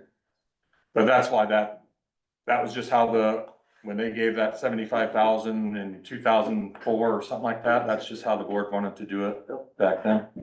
All right, thank you. And it works fine. I mean, we don't have any complaints. Right.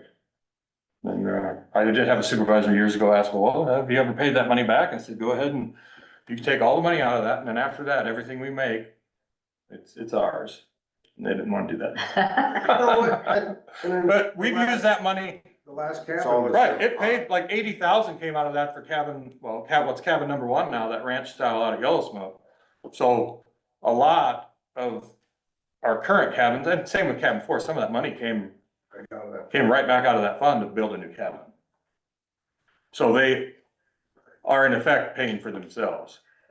Or, I don't know, I never put it out if they've actually paid themselves off, but it'd be getting pretty close. Yeah. They're well used. Took some seed money and made them self-sufficient. Basically, yep. Which, Not any broken. room for another cabin out there yet? You, at Yellow Smoke, Down by the turnaround? if you, yeah, you'd probably, it starts to narrow up, you'd probably have to turn it. Put in, give it a nice little 2-layer thing there. We got balcony or Yeah. close off there and it hangs over the edge and. The main thing with the cabins, and like adding more, is we're starting to, I mean, we've got obviously Eric and stuff helps, but there's only so many cabins you can have, and with your current staffing and all that during the summer, changing them on a Sunday and all that. Right. But no, we could definitely, I don't know how many you could rent out every weekend, but it'd be a lot. It'd be a lot. But you also have, more maintenance, upkeep and all that, so it's a give and take. People like, Do other counties, maybe we've talked about this at board meeting, do they have a cleaning service they contract with? Or- Some do. Okay. I know, I can't remember, I think it was, might have been O'Brien County. No, it was Sioux County. They have, like us, they have big cabins and small cabins. They have a cleaning service come in on the bigger ones. But I think they also made you rent them for like a week. Like you couldn't rent it one night at a time, cause you'd never Right. get a cleaning service to come in every day. Yep. So on the bigger ones that you had to rent for a longer period of time, they came in and I think about half, I don't remember the numbers off the top of my head, but they got like $275 a night. It's a big, like 12-person, even bigger than our 3-bedroom. So they get like $275 a night. And it's like, every time they come in and clean, it's like $150. So trust me, my guys would love that. But you'd have to change your policies a little bit and a lot of your, your profit or whatever you wanna call it, profit would go right back to the Have you ever cleaning done any service. cost analysis on looking at what time we spend just cleaning cabins? No. See what just that costs, so I guess you. In general, the cabins are not usually left in a bad state. It's go in there, I mean, no one ever really does it perfect. You might touch up a couple things. Honestly, what takes the longest is changing the mattress covers. Cause they can be sort of a pain. And we have tried some new style mattress. We got a few last year. They're like foam. And it's got it's a sewn on, the whole thing is covered with this blue like nylon that's waterproof. So you don't have covers to change, you just wipe them off. But they're custom made in Omaha. And I don't remember the exact cost, but they were pretty spendy for each mattress. And they're also pretty hard. So some people complain about that, but I mean, they're foam, but it's like a really solid foam. Yeah. But other counties have done that. So it's always something, but That's another give and take. at the lookout shelter, we have much more problems. So Like we keep money I on didn't have to pay. a fairly regular occasion. That's a lookout shelter. Yeah, Yeah. it's hard with all the tables, and just a couple weeks ago, we had a guy. Sometimes if we have time, I'll call him. Say, hey, do you wanna lose your money or you wanna come back out and clean this? Yep.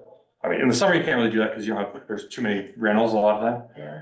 They leave them in a mess like that, you mean? Some are good. I mean, pretty much you always have to do just a little bit of vacuuming, usually 10-15 minutes at the most. But this guy came out, he wasn't too happy. We vacuumed everything. And Leitner starts moving tables and it's just getting worse and worse and worse. And the last table was just covered with stuff underneath, like, especially if it's dark. It's hard to see under the tables. They just think a quick vacuum's gonna work. Well, those picnic tables are hard to move around. Someday I wouldn't mind getting rid of those and putting in the folding plastic tables. That'd be nice. But they're not cheap either. It's cheap. I don't know what'll happen with this new shelter, if we'll ever get it. But that would have folding type Well, table. you'll get it. It depends. His ideas are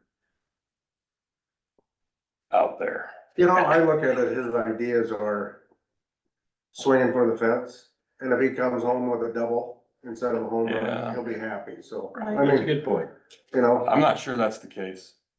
Oh, He wants a, The Grand Slam. he wants, like the building he wants it right at the entrance to the nature center. He's pretty set on that, which it crowds things there. We have the tubing hill that's not getting used a lot with the whole parking lot. It's a much better spot, but I can live with that location.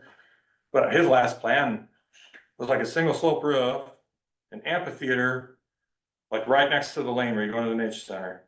Then a driveway, then the building's way down the hill. And the high wall of that building is 33 feet tall. For shade, for his amphitheater. At 7 o'clock in the evening during the summer. Because Kelly might do a program there, which almost never happens.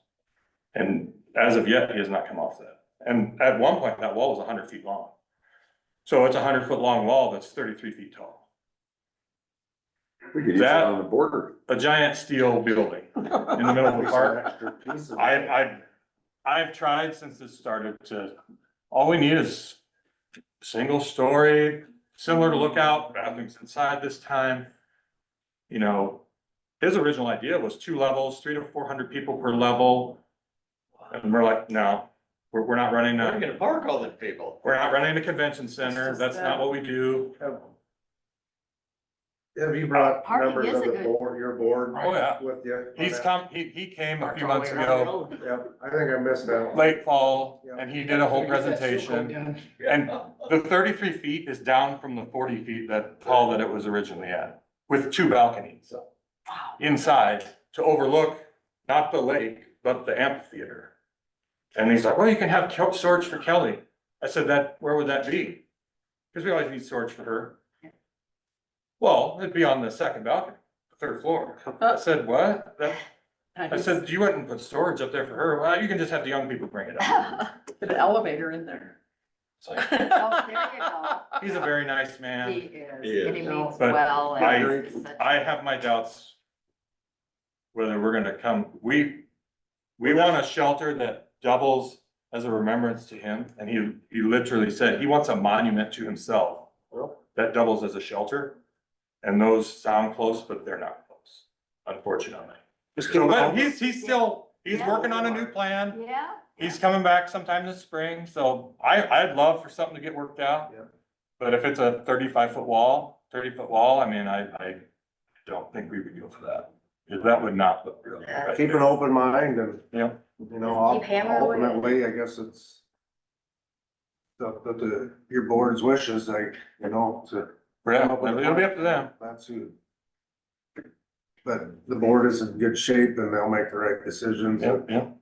And hopefully we get a nice building out of it. That's what we want. It'll be an asset. It would get used a lot. We turn down people at Lookout Shelter all the time. Yep, it will be an asset. And then I think we've had 2 people apply now for the board member position. I seen them this morning looked like both good candidates. Ben Segapart, you know, from Oh, yeah. Dow City, and then I don't know him, but Andy, I think it was Samuelson, is from West Side. Yep. Good. Yeah, both, yeah. And both of them, a lot of conservation background with them, so. Pretty good. Very good. All right. Thanks, Chris. All right, Thank you. Appreciate it. Keep it up. Appreciate it. Are you gonna do an action? It's on there as an action, but Secondary Roads Administrative Group, no. Oh, no, this- approve Conservation approve his annual. report. Do we have a motion? motion to approve the conservation annual report.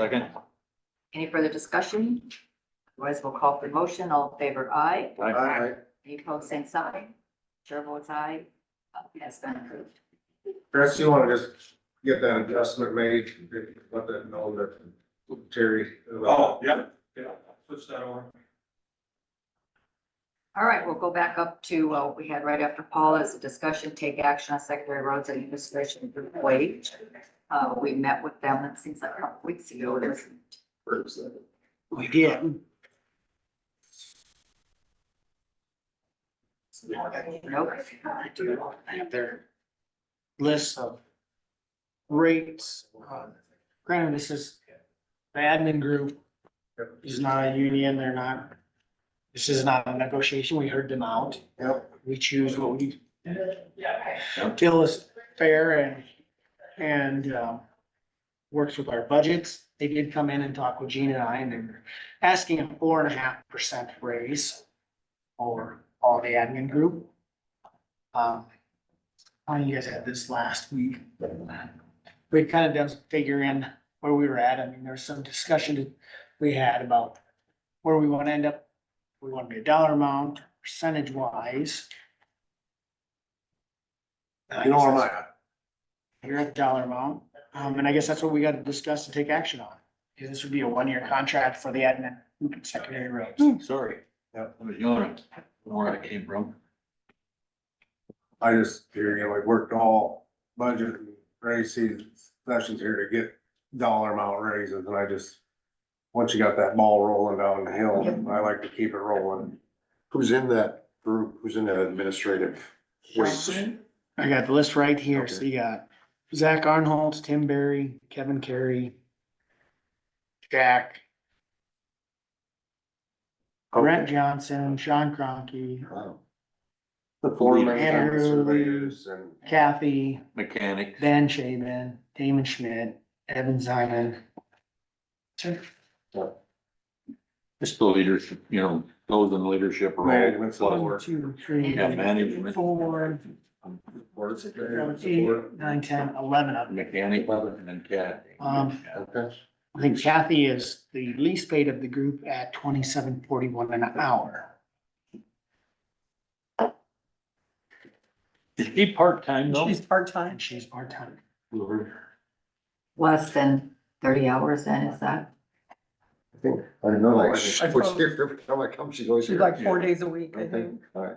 No, So probably 28 then hours Kate on Blunt that. is- Okay, yeah. Kate Blunt comes in. No, There you go, that's who I else. think Kathy takes Wednesdays off maybe. Right, so. I know we had talked the $2,500 amount across the board for all of them. Just to put it into perspective, for Kathy, a 4.5% raise is $1.23, which is $2,565. They're just like, so your hair under a 4.5% on Kathy, however, the higher paid ones would be less.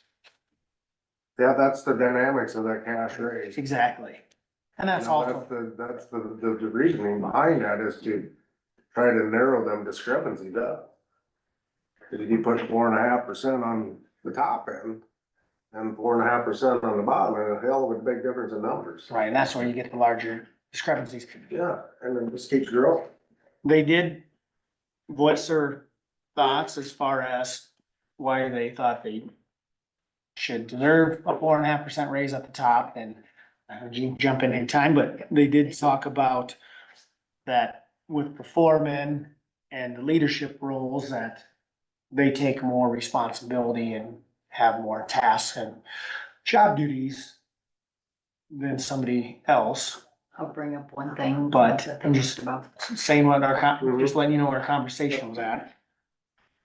One of the things that was brought up specifically was the day that we closed the courthouse for bad weather. That's when they all went into action. And so they don't get those benefits of, you know, bad weather days. That's when they're working overtime, spending the night in the shops if they have to make sure they get to work. So there's a little bit of a difference in their job descriptions and I thought that was a good point to make. And I did ask him, I said, well, but yet so did all the other secondary road guys that aren't in this Yeah. admin. They were out there and about.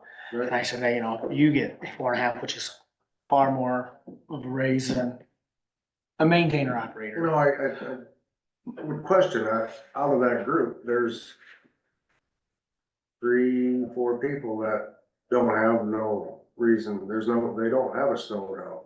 Right. So I'm guessing they were just at home Well, at Yeah, half, you know, so. exactly. I would read the office. So, I mean, this is an option to maybe award some of them that do have that, but I question, was that not in their job description when they took the job?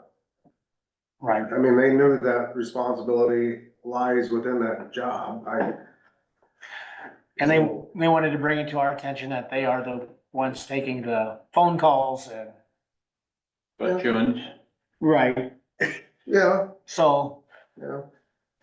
You know what I'm saying? They're currently paid more than the, Mhm. right? They've been compensated to take them, but Right. insurance already. right. I guess a question I would have, that I didn't ask at that time, Talk about the way Wonder if that's they in their can, job he's in the description. same position. Received much. does anybody know, when we did close the courthouse, if they were working, was that time and a half for comp time? I guess I never thought about that before. It probably was. And those are things that, you know, sometimes when people And say they're even for the taking next 2 or 3 days Yeah. when they continued to go out, you know, I don't know if they worked excess hours Will they those have to come days in or on the not. weekends? I just thought. You'd have to ask Paul, You so know, again, they are compensated for I- those that's a little things. bit of double And I think there's other ways to Mhm. compensate that, but not through here, 'cause here you go, that's a perpetual deal then, the next thing, but if we're gonna compensate these people for staying at the shops so they can be at work, well, why aren't we compensating all the secondary, the blade men, the truck drivers that are staying there the same way? That should be in my eyes, that should be compensated a different way. Right. That's how I see it. I And mean, we I'm not did, saying and they're. they kind of are, like you just said. Well, but do we know that they gained comp time that they can take in the summer Well, when they want? my experience with that was if you stayed at a shop, you were on your own dime staying there. You didn't get paid. I mean, if they told you you Right. go home at 5 o'clock, you were off the clock at 5 and you just But you stayed chose in to the stay shop in the shop. until Okay, 4 or 5 o'clock the next morning when you went back out, I didn't so. wanna assume that. So if that's what they're arguing as the reason they should have more money, let's address that a different way. Okay, So Actually, it's fair to the hourly employees also. correct myself, I had Kathy as the lowest at 27.41, it's actually Evan at 25.75. The new guy in the And shop. if you think back to what we had negotiated with the other secondary roads crew, it was $1.20 Yep. for 3 years, which was equivalent, yeah, roughly in that 4.5%. We did that, and then that actually started to help Which, clean up the gap. to bring it full circle to your point at the $2,500, it would be about that 4.5% just for the bottom end. Right. And I think that's what we tried to address in the assessor's office. Was the same, I think that's the same kind of figures I used when figuring them raises out. Yep. I mean, I don't, consistency seems to keep our butt out of the hot seat more often than not. I did come in and ask, they asked for a 5, is what they asked for, correct, Gene? Correct. That's for a 5%? Okay. Just across the board. Oh, You not guys 4.5? I'm sorry. We had said 4.5 is what we did across the board. They asked for a 5. But 4.5 or the dollar amount at 4.5 is typically what we've been consistent with. Mhm. We did that with Another thing I landfill would as well. add to kind of keeping it, that 2,500 is our conservation lead just came in here, gave a report. He's under the scrutiny of getting a lot of those same phone calls and such, and he got a $2,500 a year raise, and, you know, it's like, you know, his board has done more arguing for him getting more money than what he. So, I think that, maybe that's, I mean, $1.20 an hour times 40 hours a week times 52 weeks a year comes to $2,496. Right. oh, So,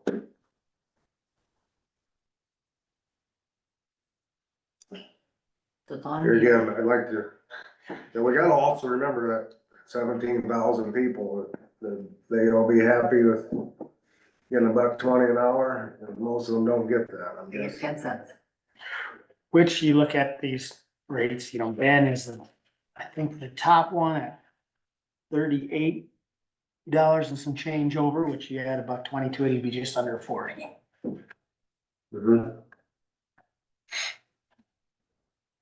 Oh, just under 40. and they're all hourly wages, right? I mean, they're all Based on that. based on Based that? on- They're working 40 hours a week. I rember seeing that, I guess I should have brought that Yeah, with me. mine was laying at home on my desk, you know. Mine did my green book But at home also. Well, and even when we negotiated with landfill, you know, they came in and wanted a percentage around that 4.5 and, Right. Yeah, and it ended up, would have actually benefited the county to be a straight 4.5, because like the 25, there's some of the lower ones were brought up more than that. But they still Like I went said, with they just the are dollar. employees, they're not under union contracts, but if you want to do something different, I mean, let's give them road foremen and those that get the phone calls a little more of that, but the guys in their surveying, all the surveyors, I don't know if they get them phone calls at all hours of the day. So to use that argument, can it be adjusted accordingly, you know? Probably just Damon and Sean get them calls. I mean, I don't even think anybody'd bother Tim with that, I think. unless they're mad that the bridge isn't done yet. You know, You know what I mean? in Tim's defense, he's took on that CDL training, I'm just, Oh, yeah, good point. so that's some of it, Right, he added job duties. yeah. Yep, that's a good point, Very good points. which is, So what are our wishes? Do we wanna go with the dollar amount? I would love to go with a dollar amount, we've done dollar amount. I like the They have dollar. to. I mean, there is no, this is, they came to talk to us to plead their case. Yeah. It is not a union negotiation. They are our employees. Am I wrong, Gary? To stay you're not consistent wrong. with what we've done with all the rest of our employees, I would make a motion to, $2,500 a year raise for all of them. For all of them. For all administrative group. I'll second that. All right, any further discussion? We're just trying to be equal. As we can be. What we've been doing, so. Were we giving them a clothing allowance too then? Is that I in don't that? know if that's part of their contract at all. I didn't know, I mean, I'm asking. I don't. I can't I don't remember. know. We addressed that. They don't have a contract. No, I It'd be mean, in the part of handbook. There's their a negotiation. I think They don't that's, want it part of this. It's in the handbook. It's in the handbook. It's in the handbook. If it's, well, I got the handbook right here. Okay, And I think by the action with the secondary, that'll get updated in the handbook. so they should be covered for a clothing allowance. If it's in the handbook for the $250. So that, Cause it should be Separate. the whole secondary road. Right. It shouldn't just be a small group of people. so we don't have to put that in Right. No, here because You it- don't want this is- to. No, this is just specifically wages. that's why I'm asking. Yep, good, no, good question. Right, Yeah. discussion ended. I'll call the motion. All in favor, aye. I, Aye. Any opposed, same sign. Chair votes aye.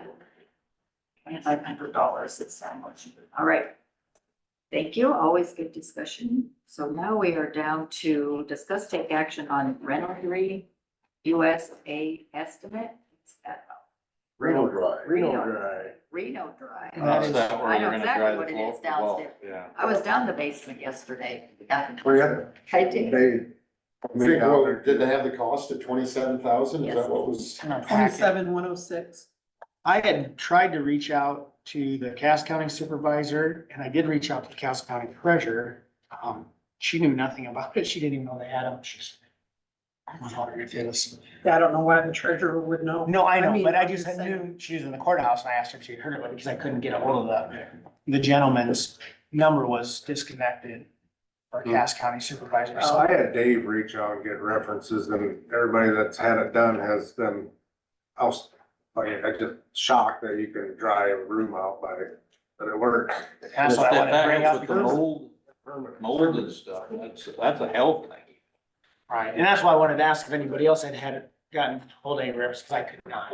Yeah, I had Dave call. I hadn't either. I searched online for reviews and I mean, all the reviews that I've read were all good and it seemed like courthouses were a bulk of the person's businesses that Which they, makes sense. business that they did was courthouses. So I would assume that's because they're large and old and, Old and damp you know, right. yep, and And it works. I mean, that's what the thing was that it worked and maybe it, you know, extended the life of the courthouse by 80 to 100 years, they thought, by doing it. So I guess I gotta ask, would we approve this today for the 27,000 and some change? Would that come out of general fund and we do have to do an amendment for that? Can do it however you wanna do it. It can go on the next budget year. It can Will happen they now. not take payment to the next budget year, but yet When are they gonna do it? When they're gonna get to it, I Timeline. guess. I don't know that. We could just have it done after the 1st of July, couldn't we? Right, just schedule it to be done in In July, August, whatever. Sounds good to me. Did they say anything about a urgency with, I mean, It's been 111 years, 119 years, I'm sure a couple months I won't think we can. matter. Won't kill us. No, and it should be okay. Well, the good thing, they could put us on their. Well, Yeah, they can get us in their Yeah. calendar if we let them Get it know that done you right away, approved it. You know, and just tell them it's been approved and, It's on next year's and even budget. if they wanted to do it now and get And payment it's in our next later, tax. that would be up to them. That's I what I would would think if they I'm have, game. If it's like anything else, I think we'll be they've all got, right. you know. We're gonna just fall in the next budget Can't year get to us till regardless, after 'cause July, no. by the time they would come up with a comprehensive attack plan and get parts and pieces ordered, and we'll be Just pushing tell it them that's when we pay them. sometime June after anyway, July so 1st. that by the time they implement it, it'll probably be, it'd be after July 1st, I would guess Yeah, anyway. I mean, so. if they wanted to do it in June and receive payment in July, that'd be fine too. Yeah. their call. How many, said on the sheet, does it have warranty? I think getting rid of that mold and stuff is a health issue, is a big part of it. Oh, Oh, Louise yeah. complains, not complains, but mentions it all the time. there's a life, I think it's a lifetime guarantee. Is that what I remember? I mean, I what always question whose life. Yeah, it was lifetime up the building. Probably Jean, because she's the oldest. I don't know. Unless there's any place to base it on.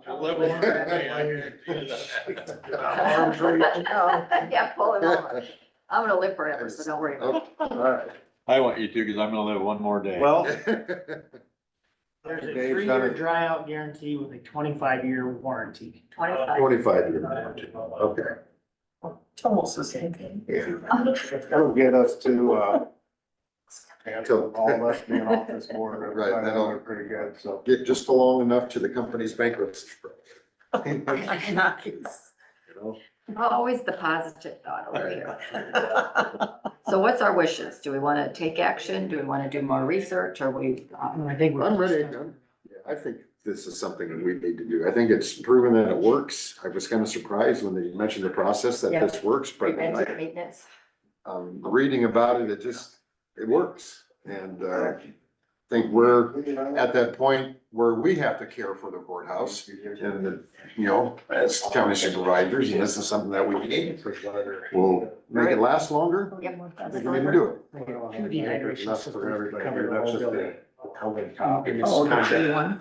27. For the- For the 20, the dollar amount. Yeah, is the same. yeah, no, no, I'm saying, but there's two, It's a big building, makes sense. All right, that I'm sounds like sold. your motion, Craig.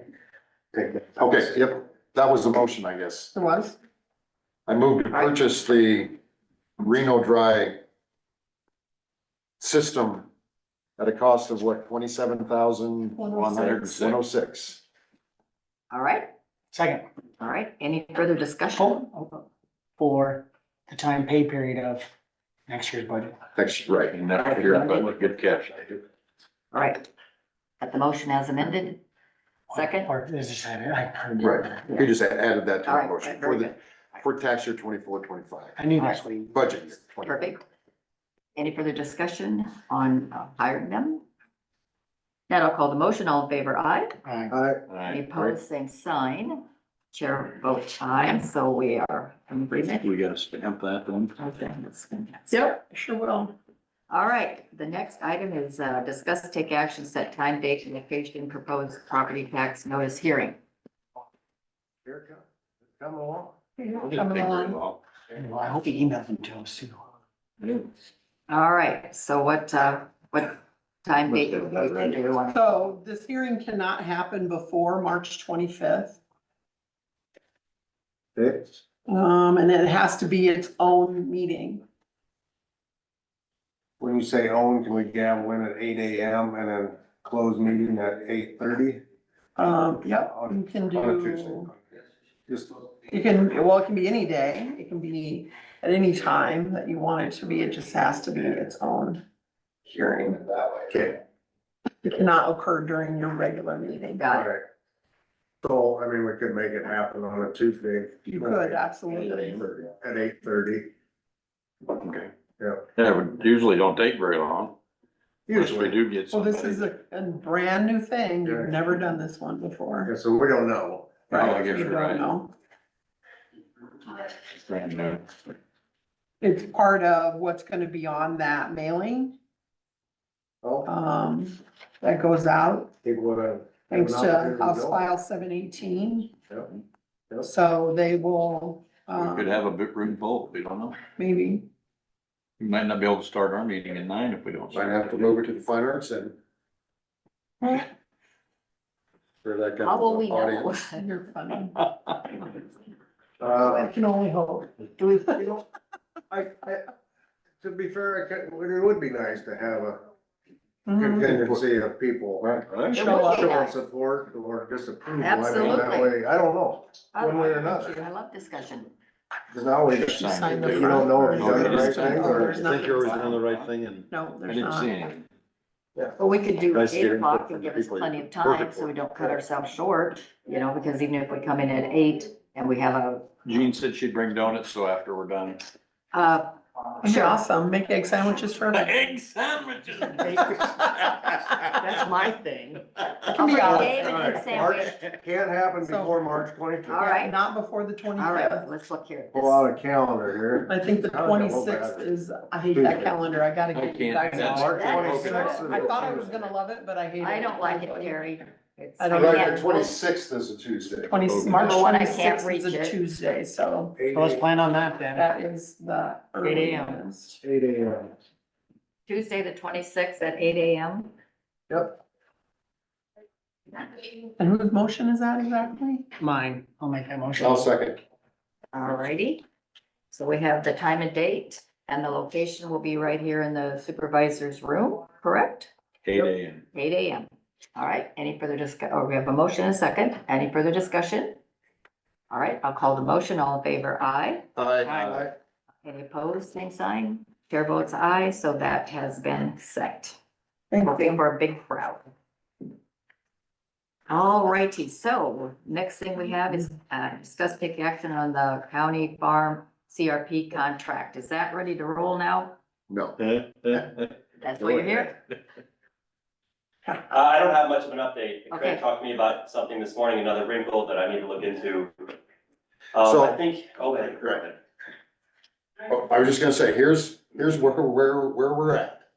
Is after last week's meeting, when I kind of brought up about, you know, could the county have its own form, its own 501c3 type of thing? I got up Wednesday morning and I said, doesn't the county already have a foundation or have a 501c3 or something? And it's called the Crawford County Community Foundation.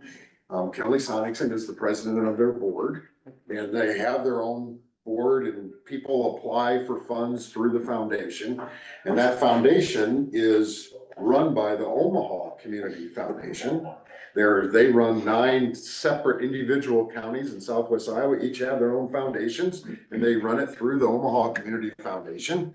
And so I went on their website and found the lady that is in charge of the 9 counties, and called her or got a hold of her on Wednesday, and she says, you know what, Craig, I'm gonna be in Denison tomorrow for a meeting at 2:30. How about I come to your office, meet you at 1:15? And so she did. And she's like, hey, this information I got, I wanna go back and talk to my superiors, talk to you about it. Friday morning, they contacted me and said, you wanna sit in on a Zoom call at 1:30 with her supervisors? Sent the email to Kyle, so Kyle was in on the Zoom meeting also. And we have progressed to the point where I was hoping to maybe have them on Zoom today, but it wasn't gonna work for them. And so what their plan is this week, they are contacting Leslie at the FSA office. And after that connection, they're hoping to email out to each one of us. You kind of saw that email I sent out to that lady that had all of you guys.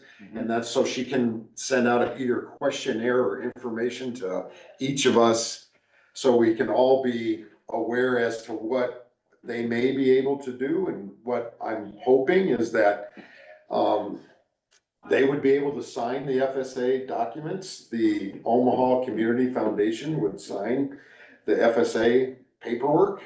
The money would go to them. they would take the full dollar amount and put it into the Crawford County Community Foundation. And then we can either direct them which 501c3 organization to direct it to, or they would just put it out however their requests are on an annual basis. That we could say, you know what, the county farm is the county's, we're gonna give it to the foundation and we're gonna let the foundation board decide how best to disperse that out to nonprofits in Crawford County, because they know what the needs are, because they get the requests. Or we can direct it specifically saying, you know what, we want 2,500 to go to TAP, we want 5,000 to go to, you know, this organization, we want 5,000 to go to this organization out of our money. We could do that. We have that option. So that's where we're at kind of right now. The big thing, I think from talking with FSA, I talked to Lisa and Leslie, is that Leslie says, well, if the foundation doesn't exist, where does that money go? And if it's to go to the county, then that's how I think she said FSA will see it. And so we don't, that'd be the only, I think, hiccup maybe in the whole thing would be, because what Leslie said, and she wasn't for sure what's happened over time, but originally the federal government views the state, a community, a municipality, a city, a county, all as kind of one entity of getting CRP payments. And she said the limit used to be $50,000. So once For you the got, state. for the state, for all of those combined entities, and once you got over that $50,000, then it's not a guarantee that you're gonna get any payment. So that's where we would be. I think that's kind of where we're at with that previous CRP payments. It was that, and why they went with an individual or a 501c3 was because maybe some years we weren't getting anything. We weren't getting anything, Okay. yeah. Most years. Okay, most years we weren't getting it, so that's It wasn't why. like a fine in the Easter egg, but actually got some money, it was like. Okay, You know, and then we'd get like $5,000 or whatever, so, but yeah. Well, couldn't the debate be made that if the foundation don't exist, what happens if Lee Sir, John Farmer would cease to exist due to natural causes? Ain't that kind of saying the same thing? That it would be viewed as the county? right, and I don't know if that stops the Contract. contract, right, the CRP contract, if someone dies, or does the So at estate? that point, I would think a foundation is more rock solid, because there's more than, if one would cease to exist, there's somebody else to continue that foundation. Exactly. So I guess I gotta ask, you two said it both on the county farm committee. Do you feel like there's still time to go down this route to get it in CRP? There is that you have, the date we have is March 15th. Is that everything that, according to Lisa anyway, that anything that's submitted, and Leslie, anything submitted between now and March 15th will be accepted. The thing is that after that, then it's every quarter. And so if the government didn't get all the acres that they wanted on the March 15th submitting, then they will accept more by the July 15th. They just don't know how many people are submitting, but the government has said they'll accept 100% of whatever's submitted by March 15th. So that's really what our drop dead date is. Be sure. To be sure, is March 15th. Got one kind of caveat that we do, had a gentleman step up, kind of an ace in a hole. A young farmer that highly truly is involved with the fair said he would be willing to put it in his name and give that money to the fair. Projects of building a new show ring or whatever, so. The percentage, whatever that would be, and to write a check to the county for the. Very similar to the current language we have with Jerry Bruce Jr. So.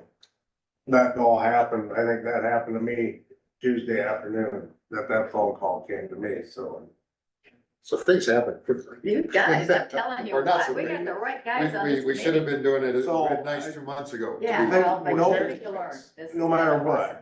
I mean, his only concern was, it really wasn't a concern that, cause you don't harm much of anything, that if you get too much money, one entity gets too much money from a government, you max out, you cap out, I forget what he said that should not affect me at all, cause they don't farm very much, so. Would that be a contract between him and the county then that he gives them? Yep, same as the Yeah, contract. as we I did mean, with right, Bruce Jr. The thing that we have to be careful and cognizant of is the fact that our current contract that we signed in 2022 with the FSA office has Jerry Bruce Jr. getting 99% of the payment currently. We've got 22 acres, I think, in at about $251 an acre.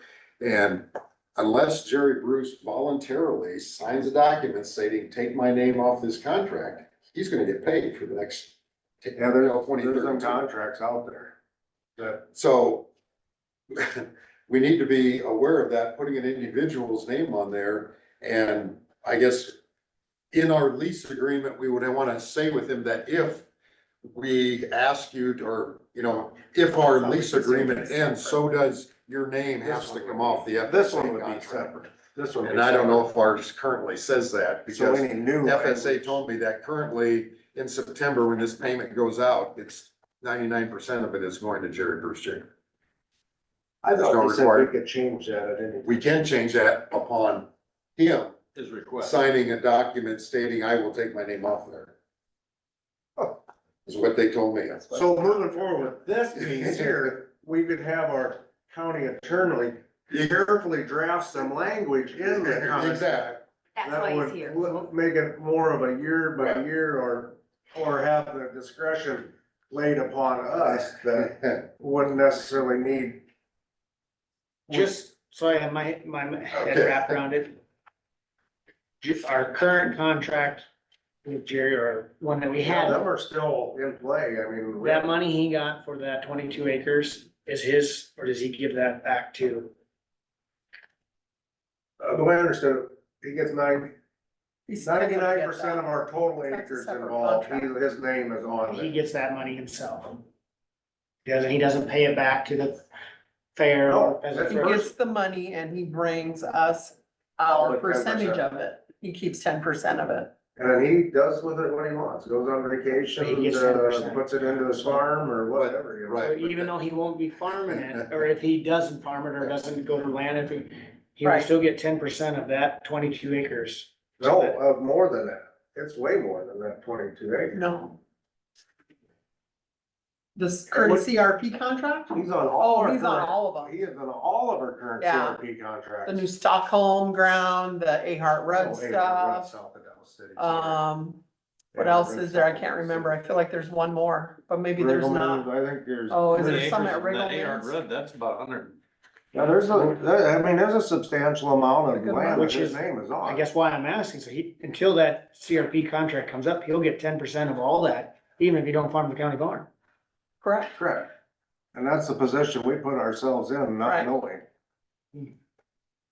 Can somebody give me a dollar amount on what that 10% would be? Just. On this new Don't- piece, don't- The whole just thing? currently The whole thing. now. Not off the, I'd have to go and. So Just a pull it up. countywide, it's more than just this 22 acres that's on this contract. Yes. right, This, I don't even know where this contract is. I mean, I guess, I thought that was inclusive of everything. No. Not everything, they're all separate See, you contracts. Don't, Okay. No. We Yeah, gotta, thank you. I have to ask these questions because, I did not, No. quite frankly, realize how. yeah. There's a lot to it. A lot to it, and it's just another thing that we entangle, and the more you entangle, and it's Right. just good every now and again to, really look Right. at the big picture of what we got. It's that 100-foot extension cord you found under the shop. So I guess the question is, moving forward, if we're not leasing the farm ground to any individual, moving forward, do we want to try to get, if it works with the foundation on the new piece, to try to get the foundation's name on all of our CRP contracts? and, getting an individual's name off of it. And do we do that by just first approaching Jerry and saying, hey, it only seems right, you're not farming anything? Oh, that's gonna go. I know how that's gonna go. Or do we have, right, or do we just go the next step and just have, Colin word a letter nicely mailed to him?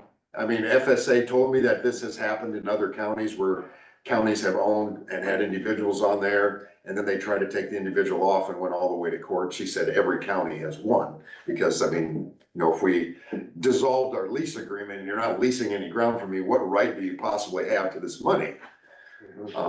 So she said every court has ruled, but it's gone all the way, but it has to go that It far. probably makes a difference to Cullen since there is precedent.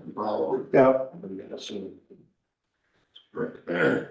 Needs to, right, it needs to be changed, needs to be, Right, because there's no reason for the county to benefit an individual. but even if you Not think the about it, Yeah, if it goes back to land rent to be farmed, and he gets 10% of all the CRP contracts across the county, essentially that gives him an unfair advantage for bidding on it with any other farmer in the county. Sure. Because now all of a sudden that, whether it's 1,000, 1,500, 2,000, that's actually 10, 20 bucks an acre. Yep. He's collecting that, somebody else isn't. That, if you're right, he doesn't have. Here to. again, I think we were just so happy we were gonna get some money, we overlooked a lot of yeah, the small details, and you don't know the small details until you. Until you get into a situation or yeah, this circumstance. is really. You don't I think know what we you need don't to, know. Guys, That's right. So, but we're We trying to learned. flush that out and yeah, this is the I time to. appreciate all the frustrations you guys are I going. feel confident Absolutely. it's gonna get involved one way or another. If we have, I hope with the foundation, Wow. cause, or we've got the ace in the hole kind of deal yet. At the 11th hour, I think we can get this gentleman to go in there and sign the papers. A little over 2 on weeks. this. Just be the new parcel only Right. at this time. One thing at a time. can you have a Would we- contract with him that specifies he has to? I think we could draw that contract up. Right. I mean, that is our right as a landowner to draw a contract however we feel fit, say it. But at some point, if it's even 1%, could be able to keep up to him. We're going, Right. driving to admin fee, town whatever. Right. No, I get that. Yeah, I mean, that's in our court to draw them contracts up. Yeah. But we also have to make one that's pleasable, I mean, I Right, you think, gotta have a partner. yeah, Yeah, so. Yeah, Give me 2 But I seconds. don't, So that's the way I like- understood it, was, even if he we wants would to see use that this go, we just soon do the whole thing. group. And it still came down, where it was coming through our local Crawford organization. We would have a contract that we would do with them, make sure that we have our cutoff dates if we decide not to operate through them anymore, because we can't speak for future boards. We don't know where they're gonna be. They could be in a position like we are right now. Without a doubt. So we'd have all Without a doubt. that in a contract where it could be terminated under our request. And, then also the directing of the funds, like you brought up, I think we'd wanna have something in writing on that. How much they get to keep, assuming nobody works for free. And, how much goes through the organization. And then basically they have to follow our directives with the rest. Right. That's what our plan would be, okay? Yeah. And I told her, I said, as to that part of it, I said, we as a board of supervisors would have to decide that. Yeah. That's not something me and Kyle can do. Yeah. We would wanna do that. And she said at that point in time, then they would probably. It's probably be part of our budget. we have 2 weeks to get that done. Right, yeah, exactly. We have 2 weeks to get that done. Well, I don't know, Well, Once a year. 2 weeks to get, our FSA paperwork submitted. 2 weeks to get the partner Right. signed on, and we got a longer time to establish a contract between us as far as payment and how it's gonna be handled. But is it, Because I mean, they could keep, hypothetically, this 36,000, they could keep it all, we direct it, like, say, Imagination Station gets 13,000, so we cross that out of Area 51. Yeah. Other than That's them what I other was ones thinking. that just Some of these organizations then we local. pay out of Area Or in 51, Crawford County that ask for money from us, it could. or the 25,000 we give to the fair could come from them. I mean, so, or we could do percentage and we get the rest and funnel it through. I mean, cause the Crawford County Foundation, if you look at who they give money to, I mean, they're a lot of the same people that we give money to as far as the domestic abuse, TAP, Imagination Station, Little Leahawks. All those people apply for and get funds from the foundation. The foundation, I think, gave almost $200,000 out last year. That So- might be, it could be a way to stop budget time, all these individual people looking for money to help with such, say, hey, we give so much to foundation, Foundation apply there. why there. Just like historical Takes society, politics out of it. That's a good. Yeah. like the historical society. Yeah. So it sounds to me like both the CRP line, agenda item and the set time, we just take no action and Right. put them back on next week. Right, I really, here again, the second item, I don't think we even need to, I'm pretty confident we're gonna get it in CRP. Stop putting that on. Right. Yeah. Okay. We did this for this week, just in case this all fell apart. Yeah, we didn't have them phone calls Tuesday Isn't afternoon that something? for a discussion, so. Things are falling into place. Oh, Thank you. Yeah, good job, we're guys. still trying to pound a square peg into a round hole. Yeah. but We're getting some, You got a big enough hammer this the time? hammers are getting bigger, so. I think you guys have done amazing. Thank you. That was a great time. So the only time, Miss Kyle, I mean, you sat in on the. No, that lady that came here Thursday, she talks real fast, and the way my speaker was on my computer, and with my, like, this ain't gonna work. But the other two ladies, I could understand completely, Okay. but, yeah, it's like, this ain't gonna happen with me. All I could hear was. Oh, boy, yeah. And no offense to me, it's my hearing Was the problem. teacher on the Charlie Brown Underground teacher. Yeah. But, Oh, Craig had heard. no, I think that, I just kind of, and they had some legal questions that they needed to answer first with their legal team, and that's why they were. Right, I mean, I sent them, this contract to the foundation. I sent the appendix that FSA gives out that everybody has to initial when they sign up for a CRP contract. I sent that to the foundation. So they wanted their legal department to look at it. I mean, I think certainly an Get a argument. copy of our current I lease. made a copy of our current lease and, came in and got that yesterday and, got that sent to them. So that's what they wanted for their legal department to look at. Still moving forward. We're still moving forward. I mean, I think that the foundation would have a good argument when Leslie had asked what happens if the foundation doesn't exist, is the answer would be it never won't exist. It always will. It's been here for, I don't know how many years, Sounds like casinos. 80 some years, I think, is how long that foundation's been I've there. been here that long. I And it think just so. I really think didn't since get in the going until all the 1940s, casino money. 1940s, I thought just the Omaha one, but, so, Okay. we'll see. All right. Thanks, good. guys. We're moving forward. No kidding. Very, very good. So, well, the next item is just, what is it? Says input unless you want to do. We're not going to take any action and we don't really want Right. it on the report anymore So, or on the agenda. Just no action taken. No action taken. Alrighty. So we are down to citizens input. I just wanted to address, Gene and I met last Thursday or Friday with the city center basement project. We did. And, what's the pleasure of the group? Cause I don't even wanna throw the number out right now, cause it was very preliminary. He called me the other day and said, writing it up an estimate. He's like, are we all in on this or not? Or should we sell the building? Cause I mean, it's been sitting there for 2 years, no action going on in there. Either. And Gene and I, we had some disagreements on what needed to be done, and I think we can get that basement done. We did have some disagreements, but yeah. Because, piecemealing it, in my eyes, is just costing us more money. You do this piece here and then that's done, well, then we'll get another group in here and piecemeal that one together, so. We worked with them to get the basement move-in ready. But what do we have left to do upstairs? Well, that today, after this meeting's over, I'm meeting again with Marcy and Kim I have the plan who's gonna be in what office, what needs to be done exactly. it needs to be painted and carpets cleaned. Basically, that's what I think. Do you think by doing the basement on our part, because we have to do it for, we're gonna move. Right. VA over there, that might spur a little bit of, public Well, health board, and like you said, you're gonna meet with Kim and Absolutely. Marcy now, and maybe that'll kind of we are. It's catalyst we need to get it up and absolutely. around. Because You know, the original 150,000 that we set aside on ARPA funds probably not gonna cover everything. no, now. But it keeping it in check by doing that, which is Absolutely. fine. I'm gonna just estimate.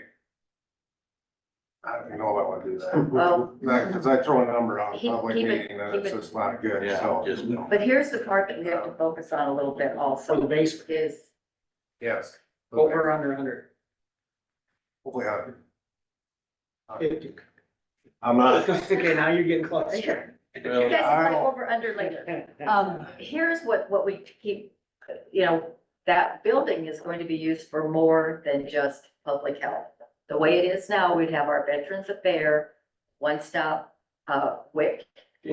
WIC is, ready to have their, program in there. Right now, they currently go to different school, churches every month. They never know. It's centralized. Everybody knows where they're gonna be going.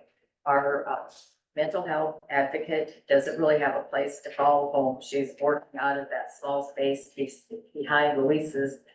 It makes sense for her to be there because that's close to the jail, so that gives her a place that to be. And then we've also discussed with, DHS, now HHS, we're renting a space down underneath, the building for $750. That money would no longer be a pass-through for us. So that building is that building is multi-purpose. costing us money just sitting there. It absolutely is. It's So it'd absolutely, be, just cut the chase, get it done, get it done, rip off the Band-Aid, get people moved in there. and the discussion, Start drawing money in instead of What's paying stopping money. us from doing that? we just this forward. Money? Money. the disconnect between what's gonna be upstairs, what's gonna be downstairs, and I'm worried about downstairs. public health You did said not. that nobody was gonna move in upstairs, so downstairs. Right, So because they weren't gonna be up there working while they were drilling and sanding all that's drywall left and is- hammering. vacuuming and painting, Well, get along. and it didn't make any sense to go up there and deep clean and paint and then have drywall dust and all that going on. I get it. And if the So- basement's majority ours anyways, It for those is ours. different It offices. is ours, 100%. Let's go. Here's the other thing that Terry and I did last week. We went down and talked to Jake because that's been a problem too. They can't move over there until we have IT, internet. They can't just move over there. part of this Not be project that connected. we looked at was gonna finish Jake's room. Right, May not be right. to his sharing. We had a his- meeting with his him. standard. I don't wanna say his standard or whatever, but it's, What We gotta- we went to him and said, give us a layman's terms, what we could put out there, that somebody's gonna come and say, yeah, we can do this. What exactly, that, this guy was figuring out yeah. drywall, finishing Yeah, that he room. just wants drywall, yep, he just wants drywall, he needs Your some. guy, Yep. the guy that Yep. was over there. He doesn't Yep. even care so much about the ceiling. This guy was figuring all that out. Yeah, well, let's So just, I would say that's not even, don't worry about his RFP. yeah, It's already being taken care of. okay. He needs, yeah, he just needs to Right. move in when it's done. The only caveat is that the unknowns is the plumbing. But Todd Dave, is- Dave is working with, Yep. Dave's working on that. and then the electrical, cause you can't sit there and bring an electrician in there and say, Yeah, yeah, 'cause the more you tear apart to Yep. build how you want, the more you're gonna expose. chicken and the egg kind of a deal, what But came it'd just be first? an hourly Yep, deal. Yep, and You just gotta the, come in there and say, and the concern was, we were gonna be doubling up on services if we didn't have the internet over there, but they hadn't moved over yet, because we can't take it out of public health. Where I'd like it to be, but- so So, hopefully I'll know more by next, Gene and I will know more by next Tuesday on what that. And there's money. He's submitting a bid? Or well, we have to RFP it. Yeah, he's just kinda getting, just the this construction? gentleman is just coming in and taking where Gene and I don't know and trying to take our thoughts, put them on paper, so we have Yep. something to submit Yep. for an RFP. And one of the discussions was the walls that are paneled, that, It's originally kinda we were almost- just gonna leave it. Me and that guy, we were looking We for thought 2 that years somebody ago, would do and it's drywall, finally let's just. just make it look, The RFP is Do it done. right. Right, I also, Hourly. yeah, I thought that him might be on. hire some. The, hire them out, say, And then the other thing is it's not an option for public health. When this is done, That's what we move. have to do. they will, I seriously, No we and ifs or buts, we they have will. made some huge progress just here lately. Tell Doug to tell him to pack. I do think we get this done. Yep. We get the basement done, started, you get the upstairs done. They move in there, they could be there easily the next 30 years. Oh, yeah. Whatever, I mean, I can't predict the future, but Yep, look at how long they've been in here. If we had to rebuild or build a new or do something different in 10 or 20 We years, don't wanna let it could cost us way more than what it is. Oh, yep. yep. Better Then we be- can sell that building, So it's. That's still I agree So with- what building? the Go in building there that in the public. annex, that they're annex, Yeah, annex. they own it. So I agree with We you. own that? Let's get the Yeah. basement done and, Yeah, we own Yes. that. It's And at costing one us point in money. time, yeah, yeah, one let's get point the in basement done time, and get we had the a public buyer, health moved but over there. they got tired of waiting. We're on the tax rolls. So we just have to Dennis, bite you the have an bullet. idea There's for just no way around it. So so when we meet, I'm gonna call Marcy and she's hoping we can do it over the noon hour as soon as we're done. We are going to we're going to say, this is Lynn's office, this is Kim's office, this is where public health or we're gonna have that all know exactly, and it's gonna be in concrete, no changing. No, I think I'm gonna put so-and-so here. We're going to decide once and for all, where they have the sinks, that's a big, and we're gonna go in and it's gonna be they're staying or they're going today. Somebody's gotta sell me on where they have to go. The only thing that I would take is if we are moving the sinks and that's where the desk is gonna sit and we don't have to put, a whole lot of work behind it. We drywall, but our thing is our baseboard where they take that out, we weren't gonna be able to match it up, so we'd have to do all new baseboard all the way around. It seemed like an extravaganza why wouldn't you wanna have a sink? Why in would your you wanna office? get rid of sinks in a public health office? We just don't understand it. Today I'm gonna, How's that for an answer? well, so Either way, we are they're continuing. gonna sink up a wall and capping a water line. It ain't moving Well, walls. the thing is, that would be good to nail down. Yep, Cause yep. some of this water line that need to be moved for Jake's office, they're also tied into some of them sinks, so They put their own Keurig machine in there. you're exactly right. anyways. So, So I appreciate Gene coming over there. And thing is, the new concrete we poured last fall, I don't know, through snow plowing or whatever, somebody knocked a chunk out of it already. Got Dave working on that, kind of finding out. On the stem wall, I mean, it's. It is just gonna have brand to cut it spanking off new at a wall. 45 or something now, it just looks hideous, but. Well, there's another mark on the other side also that was Oh, discovered, just a copy of when I was Paul down gave there, us. so, That's a letter Paul drafted up Oh, already, okay. so. yeah. So we're working on that continually, been up there 3 times this week, cause I met with Marcy yesterday morning, cause she wanted to take another look. Cause we did kind of a hard line on the sinks, and now Kim wants to go up there and meet with both of us, so we're doing that after this meeting. I will, We're on it. the only thing I'm gonna maybe say to that is the same thing I was trying to say to Chris, that no matter if he's in or against that building, it's still the ultimate of the conservation board. If they are in agreements with right, this donor to put this building there, it's his obligation to make it happen, right. not his obligation to stop it or what, And it's not his obligation to say, I want a 5-story building. It's the board, same way with public health, it's the board's decision that ultimately is gonna make the decision if these sinks stay or they go or what have you. So what will happen Should be. is we'll go in and the majority will rule. If Well, 4 of us think they should Of the go and board. one, of the board, Okay. but we have to be able to Nail that down. have all of the facts on the pros and cons Great. of what the thought Get the board process to is. nail it down. It'll be nailed down as far as how it's gonna be presented to the board. All right. Okay. Got 2 If more. you keep the sink, you get a Keurig machine. Aw, I'm not making any promises. I It's can't. a lot cheaper. Concession. Didn't say how big. Yeah, oh yeah, the little tiny ones, but anyways, so that's, anything else in the citizens input? Anybody out on Zoom land that would like to, have a minute? Huh? Who's the owner?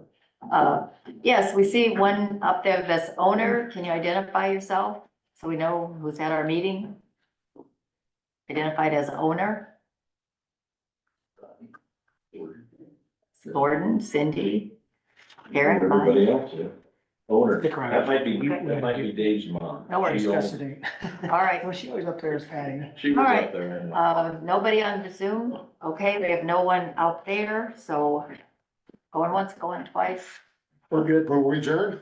Gotta have a motion. Second. All right, I got all in it. favor, aye. Aye. Any opposed? Chair votes aye. We'll be right back up. Adjourned. All right, I will wait. I will wait. Thank you, Madam Auditor. Hopefully you don't have cramps in your arm. No. Yes. We're gonna have to get you treated for, Tetanus, no, the typhoid. Typhoid.